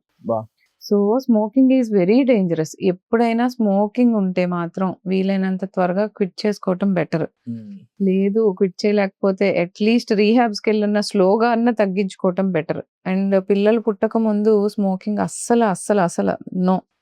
అస్సలు చేయకూడదు. మానేసిన తర్వాత కూడా ఏదన్నా మళ్ళీ పెరిగే స్కోప్ ఉందా మ్యామ్? చాలా కష్టం అండి. ఇప్పుడు ఆల్రెడీ ఒకసారి ఒక ఆర్గాన్ డ్యామేజ్ అయిపోతే మన బాడీ మొత్తంలో అలా డ్యామేజ్ అయినా మళ్ళీ పెరిగే ఆర్గాన్ లివర్ ఒక్కటే. మిగిలినవేవి అలా పెరగవు. అది ఎలా అయితే పుట్టుకతో ఉందో ఒకసారి కనుక అది పాడైతే you should either replace it. అంతే తప్ప అదేమి కొత్తగా రీజనరేట్ అయితే అవ్వదు. స్పర్మ్స్ అంతే, ఎగ్స్ అంతే, ఏవైనా అంతే. అవి బై బర్త్ వస్తాయి. దాన్నైతే మనం మార్చలేం. మీరు ఆల్రెడీ దాన్ని కంప్లీట్ డ్యామేజ్ చేసేసాక ఎక్కడి నుంచి వస్తాయి? ఇంకా టిష్యూ పోయింది అంతే, ఇంక రాదు. సో, అది ఇర్రివర్సిబుల్‌గా డ్యామేజ్ అయిపోతది. అది ముందే జాగ్రత్తగా ఉండాలి. అట్ ది సేమ్ టైమ్ ఫీమేల్స్‌లో ఎగ్స్ గూడా అంతే. ఒకసారి తగ్గిపోవటం మొదలెడితే కొత్తగా ఎగ్స్ అయితే రావు. ఇప్పుడు మేము కొంచెం అడ్వాన్స్ ట్రీట్మెంట్స్, ప్లేట్లెట్స్ అని, స్టెమ్ సెల్స్ అని, రీజనరేషన్ ఆఫ్ ఎగ్స్‌కి ట్రై చేస్తున్నాం. కానీ 100 మెంబర్స్‌లో ఓన్లీ 10% ఆటి వల్ల ప్రెగ్నెన్సీ వచ్చే ఛాన్స్ ఉందంటే 100 మెంబర్స్‌కి మనం ఈ ప్లేట్లెట్సో, స్టెమ్ సెల్సో చేస్తే కొత్త ఎగ్ వచ్చే chance it is less than 10 members. ఒక 5గురికో, 6గురికో కొత్త ఎగ్స్ కనిపిస్తాయి. కొత్త ఎగ్స్ వచ్చినంత మాత్రం దాని నుంచి కన్సెప్షన్ వస్తదనేది గ్యారంటీ లేదు మళ్ళీ. సేమ్ వే స్పర్మ్స్ కూడా ఒక్కసారి పోతే రీజనరేట్ అవ్వటం అనేది ఇట్స్ లైక్ హైలీ ఇంపాసిబుల్. ఒకవేళ రీజనరేట్ అయినా కొన్ని స్పర్మ్స్ దాని నుంచి ప్రెగ్నెన్సీ వస్తా అంటే మళ్ళీ అది మన చేతిలో లేదు. సో, అది పాడవక ముందే జాగ్రత్త పడాలి. ఒకసారి పాడైపోతే మనం ఏం చేయలేం. So means to stop smoking confirm గా ఫర్ ఫర్టిలిటీ. 100%. ఓకే. మన ఫర్టికేర్ సెంటర్లో ఒక కపుల్ వస్తే మన ఫర్టికేర్ సెంటర్లో best treatments and advance treatments కానీ లేకపోతే వాళ్ళకి అడ్వాన్స్ ఎక్విప్మెంట్ కానీ ఎలా ఉన్నాయి, వాళ్ళని ఎలా ట్రీట్ చేస్తారు? యాక్చువల్లీ ఇప్పుడు ఫర్టికేర్‌లో మనం ఏ ఐవీఎఫ్ సెంటర్‌కైనా మేజర్‌గా చూసేది ల్యాబ్ అండి. ల్యాబ్ బావుంటే యూజువల్‌గా అవుట్‌కమ్స్ బావుంటాయి. ల్యాబ్‌తో పాటు అండ్ ఎంబ్రియాలజిస్ట్ కూడా. సో, మన దగ్గర వాడే దానిలో ఇక్సీ మెషిన్ గానీ, ఇంక్యుబేటర్స్ కానివ్వండి, ది బెస్ట్ వాడుతున్నాం. ఇక్సీ మెషిన్ సౌత్ ఇండియాలోనే one of the best. At the same time embryologist కూడా వెరీ ఇంపార్టెంట్ ఎనీ ఐవీఎఫ్ సెంటర్స్‌కి. సో, మన దగ్గరున్న ఎంబ్రియాలజిస్ట్ కానీ, సీనియర్ మోస్ట్ ఎంబ్రియాలజిస్ట్ ఉన్నారు. ఫుల్ టైమ్ ఉంటారు. సో, వీటి వల్ల కూడా సక్సెస్ రేట్స్ అనేవి కొంతవరకు డిపెండ్ అయ్యి ఉంటాయి. సో, ఇలాంటివి ఉన్నప్పుడు ఏంటంటే మనం ఏ ప్రొసీజర్‌కెళ్ళినా దానికి ఎంతైతే ఆప్టిమమ్ ఛాన్స్ ఉందో అంతవరకు మనకొచ్చే ఛాన్స్ ఉంటది. And in the same way మనకి నెక్స్ట్ ఇంపార్టెంట్ వచ్చేసరికి మన సెంటర్‌లో the way we see the patient ఎంత కంఫర్టబుల్‌గా ఉన్నారు మనతో, ఎంతవరకు వాళ్ళు డాక్టర్‌ని అప్రోచ్ అవ్వగలుగుతున్నారు అనేది కూడా వెరీ ఇంపార్టెంట్. సో, కొంచెం మనం పేషెంట్‌తో గనక అన్నీ డిస్కస్ చేయగలిగి ఓపెన్‌గా ఉంటే వాళ్ళకి ఆ పాజిటివ్ మెంటాలిటీ వస్తే కన్సెప్షన్ ఛాన్సెస్ కూడా పెరుగుతాయన్నమాట. సో, అడ్వాన్స్ టెక్నిక్ వచ్చేసరికి మన దగ్గర అన్నీ ఉన్నాయి. ఎంబ్రియో ఫ్రీజింగ్ కానీ, ఎగ్ ఫ్రీజింగ్ గానీ, స్పర్మ్ ఫ్రీజింగ్స్ కానీ, ఇంకా స్పర్మ్స్‌లో కూడా స్పర్మ్స్ లేని వాళ్ళకి మనం ఎక్స్ట్రాక్షన్స్ చేయటం, తీసా అంటాం, పీసా అంటాం, ఇవన్నీ ఉన్నాయి. కొన్నిసార్లు ఇప్పుడు కొత్తగా ఐవీఎం అంటే ఎగ్స్ కంప్లీట్‌గా గ్రో అవ్వటానికి అన్ని ఇంజెక్షన్స్ ఇవ్వకుండా పీసీఓఎస్ ఉన్న ఇలాంటి కేసుల్లో ఏంటంటే 3-4 డేస్ ఇంజెక్షన్స్ ఇచ్చి మనం ఎగ్స్ మెచ్యూర్ అవ్వకముందే తీసి మనం బయట ల్యాబ్‌లో మెచ్యూర్ చేయొచ్చు. ఐవీఎం అంటున్నారు. సో, ఆ ప్రొసీజర్ కూడా మనం చేయటం జరుగుతుంది. సో, ఏవైతే అడ్వాన్స్డ్ మనం చేస్తున్నామో అన్ని ప్రొసీజర్స్ మన దగ్గర ఉన్నాయి. ఓకే. ఓకే. సో, కొంచెం అఫోర్డబుల్ ప్రైసెస్‌లో అలానే చేస్తున్నాం. సో, ఎంతవరకు ఆ సక్సెస్ అనేది ఆ కపుల్ పారామీటర్స్ మీద కూడా డిపెండ్ అయ్యి అవును. ఉంటది. వాళ్ళ ఫ్యాక్టర్స్, వాళ్ళ వాళ్ళ హెల్త్ ఫ్యాక్టర్స్‌ని ఎలా బట్టి ఉన్నాయో. కూడా ఉంటుంది. ఓకే. ఓకే. అవునవునవును. యాహ్! అదే మన ప్రైజెస్ కూడా అఫోర్డబుల్ గానే ప్రైజెస్ ఉంటాయి. యాహ్! అంటే అఫోర్డబుల్లే. అలా అని మనం ఏదో అందరికన్నా తక్కువ చేస్తున్నాం అలా చెప్పం. బట్ ఆప్టిమల్ రేంజ్‌లోనే ఉంటాయి యూజువల్‌గా ప్రైసెస్. అండ్ కొంచెం క్వాలిటీ ట్రీట్మెంట్ కావాలన్నప్పుడు బెటర్‌గా కావాలంటే మరి ఆబ్వియస్‌లీ ప్రైసెస్ కూడా అలానే ఉంటాయి. అవునవును. సో, ఇంకా తక్కువకెళ్ళి కూడా చేయొచ్చు. కాకపోతే అప్పుడు ఈ సక్సెస్ రేట్ ఎక్స్‌పెక్ట్ చేయలేరు. ఓకే. ఓకే. సో, అదే బెస్ట్ రిజల్ట్స్ కావాలంటే కొంచెం అట్‌లీస్ట్ అఫోర్డబుల్. కొంచెం అన్నా స్పెండ్ చేయగలగాలి. Yeah! Okay. Okay ma'am. Okay ma'am. ఇంకా లాస్ట్ క్వెషన్, మీరు ఇన్ ఇయర్స్ ఆఫ్ ఎక్స్‌పీరియన్స్‌లో, ఇన్ ఇయర్స్ ఆఫ్ ఫర్టిలిటీ ఎక్స్‌పీరియన్స్‌లో మీదొక బెస్ట్ మూమెంట్? బెస్ట్ మూమెంట్ ఏ కపుల్ కన్సీవ్ అయినా వి ఫీల్ హ్యాపీ. యాక్చువల్లీ అలా ఆబ్వియస్లీ. బీటా హెచ్‌సీజీ అంటే వాళ్ళ రిజల్ట్ డే ఉంటది కదా! సో, వాళ్ళకన్నా ఎక్కువ మేమే టెన్షన్ పడతాం రిజల్ట్ డే వస్తదా అని. ఎందుకంటే ఆ టెన్షన్ మాకు కూడా ఉంటది. అండ్ బెస్ట్ మొమెంట్స్ అంటే ఒక 1-2 కేసెస్ ఉన్నాయండి. ఒక కపుల్ యాక్చువల్లీ వాళ్ళు 42 ఇయర్స్ అప్పుడు వచ్చారు. వాళ్ళకి అప్పటికే అన్ని మామూలుగా ఐవీఎఫ్ సెంటర్స్ అన్నీ తిరిగారు. వాళ్ళకి డోనర్‌నే అడ్వైస్ చేశారు. బికాజ్ ఆ ఏజ్‌లో ఎగ్స్ తక్కువ ఉంటాయి కదా! అవును. సో, ఆబ్వియస్‌లీ డోనరే అడ్వైస్ చేశారు. యాక్చువల్లీ నా దగ్గరకొచ్చినప్పుడు తన హార్మోన్స్ ఎలా ఉన్నాయంటే షీ ఈస్ ఆల్మోస్ట్ లైక్ మెనోపాజ్‌కి దగ్గరగా ఉన్నట్టున్నాయి హార్మోన్ లెవెల్స్ కూడా. ఓకే. సో, నేను కూడా డోనర్‌కి వెళ్ళడమే బెటర్ ఆప్షన్ నేను అదే చెప్పాను. కానీ ఆ అమ్మాయికి నార్మల్‌గా బేస్ లైన్ ఇప్పుడు రాంగానే మనం స్కాన్ చేస్తాం కదా! యూట్రస్ ఎలా ఉంది. అలా చూసినప్పుడు ఒక ఎగ్ నార్మల్‌గా డెవలప్ అవుతుంది. కపుల్ సరే ఈ హస్బెండ్ ఇక్కడ ఉండరు. వేరే కంట్రీలో ఉంటారు. బట్ ఆ టైంకి ఉన్నారు. సరే మామూలుగా ఎగ్ డెవలప్ అవుతుంది కదా! ఈ సైకిల్ నేచురల్‌గా ట్రై చేయండి. ఊరికే ఉన్నారు కదా! అని చెప్తే she really conceived in that cycle. ఆవిడకి అప్పటిదాకా ప్రెగ్నెన్సీ రాలా. మ్యారేజ్ అయ్యి 17, 18 ఇయర్స్ అవుతుంది. చాలా ట్రీట్మెంట్స్‌కెళ్లారు. ఐయూఐఎస్ చేయించుకున్నారు, ఐవీఎఫ్ చేయించుకున్నారు, నెగెటివ్స్ వచ్చినియి. నేచురల్‌గా ముందు ట్రై చేశారు రాలా. ఎట్ ఎండ్ ఇంకా వాళ్ళు నెక్స్ట్ సైకిల్ డోనర్‌కెళ్దాం అనే టైంలో నార్మల్‌గా వచ్చినప్పుడు ఒక ఎగ్ పెరుగుతుంది కదా! సరే ట్రై చేయొచ్చు కదా! అన్నట్టు అంటే తను కన్సీవ్ అయింది. తర్వాత డెలివరీ అయింది. Baby is fine, healthy. అంటే మనం చేసేదానికన్నా ఫేట్ కూడా important. Destiny is also important అని తెలిసింది. But it is very happy. అంటే ఆ ఏజ్‌లో నేచురల్‌గా కన్సీవ్ అవ్వటం అనేది నిజంగానే అదొక లక్ అనే చెప్పొచ్చు. సో, అది one of the best thing. ఇంకోటి సేమ్ వే ఒక 38 ఇయర్ ఓల్డ్ కపుల్. వాళ్ళకి పాపం వచ్చినప్పుడు ఎగ్ కౌంట్ చాలా తక్కువుంది. ఏఎంహెచ్ అరౌండ్ 0.2, 0.3 అలా ఉంది. మేము ఐవీఎఫ్ చెప్పి ఐవీఎఫ్‌కే స్టిమ్యులేట్ చేసినప్పుడు ఆవిడకి ప్రీవియస్‌గా ఒక ఐవీఎఫ్ ఫెయిల్యూర్ ఉంది. ఈ ఐవీఎఫ్‌లో ఏంటంటే ఒకటే ఎగ్ వచ్చింది. లక్కీగా అది మెచ్యూర్ ఎగ్. సో, అది ఇక్సీ చేస్తే డే 5 వరకు ఎంబ్రియో వచ్చింది. ఆ డే 5 ఎంబ్రియో సింగిల్ ఎంబ్రియో. ఇంకా ఆవిడకి తర్వాత వాళ్ళు చేయించుకునేంత ఫైనాన్షియల్లీ కూడా they are not stable. So, ఆ ఒక్క ఎంబ్రియో ట్రాన్స్‌ఫర్ చేస్తేనే యాక్చువల్లీ కన్సీవ్ అయింది. సో, వాళ్ళకి ఒక పాప పుట్టింది. పాప ఇప్పుడు ఆల్మోస్ట్ 2 ఇయర్స్ అనుకుంటా. అంటే ఒక సింగిల్ ఎగ్ ఉన్న కన్సీవ్ అవుతారా అంటే అవుతారు. అలా అని సింగిల్ ఎగ్ ఉన్న ప్రతి ఒక్కళ్ళు అవుతారని కాదు. But it may happen. Depends. So, అది అలాంటి కేసులు చూసినప్పుడు వి ఫీల్ మోర్ హ్యాపీ. అంటే అలా వస్తే ఇంకా హ్యాపీ కదా! ఎప్పుడైనా వాళ్ళ ఓన్ ఎగ్స్, ఓన్ స్పెర్మ్స్‌తో కన్సీవ్ అయితే వి ఫీల్ మోర్ హ్యాపీయర్. ఇప్పుడు డోనర్ ట్రీట్మెంట్స్‌కి అలా వెళ్తే నార్మల్ వాటి మీద ఎలాగో సక్సెస్ రేట్ ఎక్కువే ఉంటది. ఎలాగో దే కన్సీవ్. బట్ మనది అన్నప్పుడు ఆ ఫీలింగ్ వేరుంటది కదా! సో, యూజువల్లీ మేము కూడా సెల్ఫ్ ఎంతవరకు వీలైతే అంతవరకు ట్రై చేయటానికి చూస్తాం. వాళ్ళ ఓన్ దాంతో చేయటానికి. యాహ్! మీ ఇన్ ఇయర్స్ ఆఫ్ ఫర్టిలిటీ ఎక్స్‌పీరియన్స్‌లో ఏదైనా ఎమోషనల్ మూమెంట్స్? ప్రతి కపుల్ కన్సీవ్ అయ్యి డెలివరీ అయ్యాక ఇట్ ఈస్ లిటిల్ ఎమోషనలే. ఓకే. కానీ ఒక 2, 3 అలా గుర్తుండేవి ఉంటాయి. సో, ఒక కపుల్ ఎలా అంటే వాళ్ళు వచ్చి నార్మల్‌గా కన్సీవ్ అయ్యారు, డెలివరీ అయ్యారు. తర్వాత ఒక 4, 5 మంత్స్‌కి బేబీని తీసుకొచ్చారు. బేబీ గర్ల్ అన్నమాట. సో, ఆ పాపని తీసుకొచ్చినప్పుడు నేను రొటీన్‌గా పాప పేరేంటి అంటే, "మీ పేరే పెట్టామన్నారు." So, super. It was very emotional. అలానే ఇంకో కేస్ కూడా ఏంటంటే, వాళ్ళకొక 5-6 టైమ్స్ బయట ఐవీఎఫ్ ఫెయిల్ అయ్యాక ఫైనల్‌గా ఇంకొకసారి ట్రై చేద్దామని వాళ్ళు ఇక్కడ కాదు, యూఎస్‌లో ఉంటారు. They just came to try అన్నమాట. సో, వాళ్ళు ఒక సైకిల్ చేయించుకున్నాక సంహౌ షీ కన్సీవ్డ్ అన్నమాట ఆ సైకిల్‌లో. అంటే అక్కడ వేరే దగ్గర చేయించుకున్న దానికి, మేము చేసేదానికి ఎక్కువ డిఫరెన్స్ లేదు. But luckily she conceived with us. So, వాళ్ళెంత అంటే దే బికేమ్ లైక్ ఫ్యామిలీ అన్నమాట. వాళ్ళు ఎప్పుడు యూఎస్ నుంచి వచ్చినా గూడా ఇప్పటికి గూడా వచ్చి మళ్ళీ స్టాఫ్ అందరికి అన్నీ ఏదో ఒకటి తీసుకొచ్చి ఇచ్చి, అంటే వాళ్ళు మాతో ఒక ఫ్యామిలీ లాగా అయిపోయారు. అలా చాలా మంది ఉన్నారు. సో, ఒక కొన్ని మాత్రం అలా గుర్తుండిపోతాయి. Nice. Yeah! Thank you for coming. మా ఆడియన్స్ కి చాలా చెప్పారు, ఫర్టిలిటీ గురించి చెప్పారు, మెన్స్ ఏం చేయాలి, ఉమెన్స్ ఏం చేయాలి, ఏ ఏజ్ లో కరెక్ట్ గా ప్లానింగ్ చేసుకోవాలి, అన్ని థింగ్స్ అయితే క్లియర్ గా చెప్పారు. Thank you for coming. And future లో కూడా మీరు మెనీ మోర్ కపుల్స్ కి వాళ్ళ డ్రీమ్స్ అన్ని ట్రూ చేయాలని కోరుకుంటూ థ్యాంక్ యూ. షూర్. మా దగ్గరికి ఎక్కువ రాకుండా వాళ్ళే నేచురల్ గా కన్సీవ్ అయితే we're more happy. Okay ma'am. Thank you. Yeah!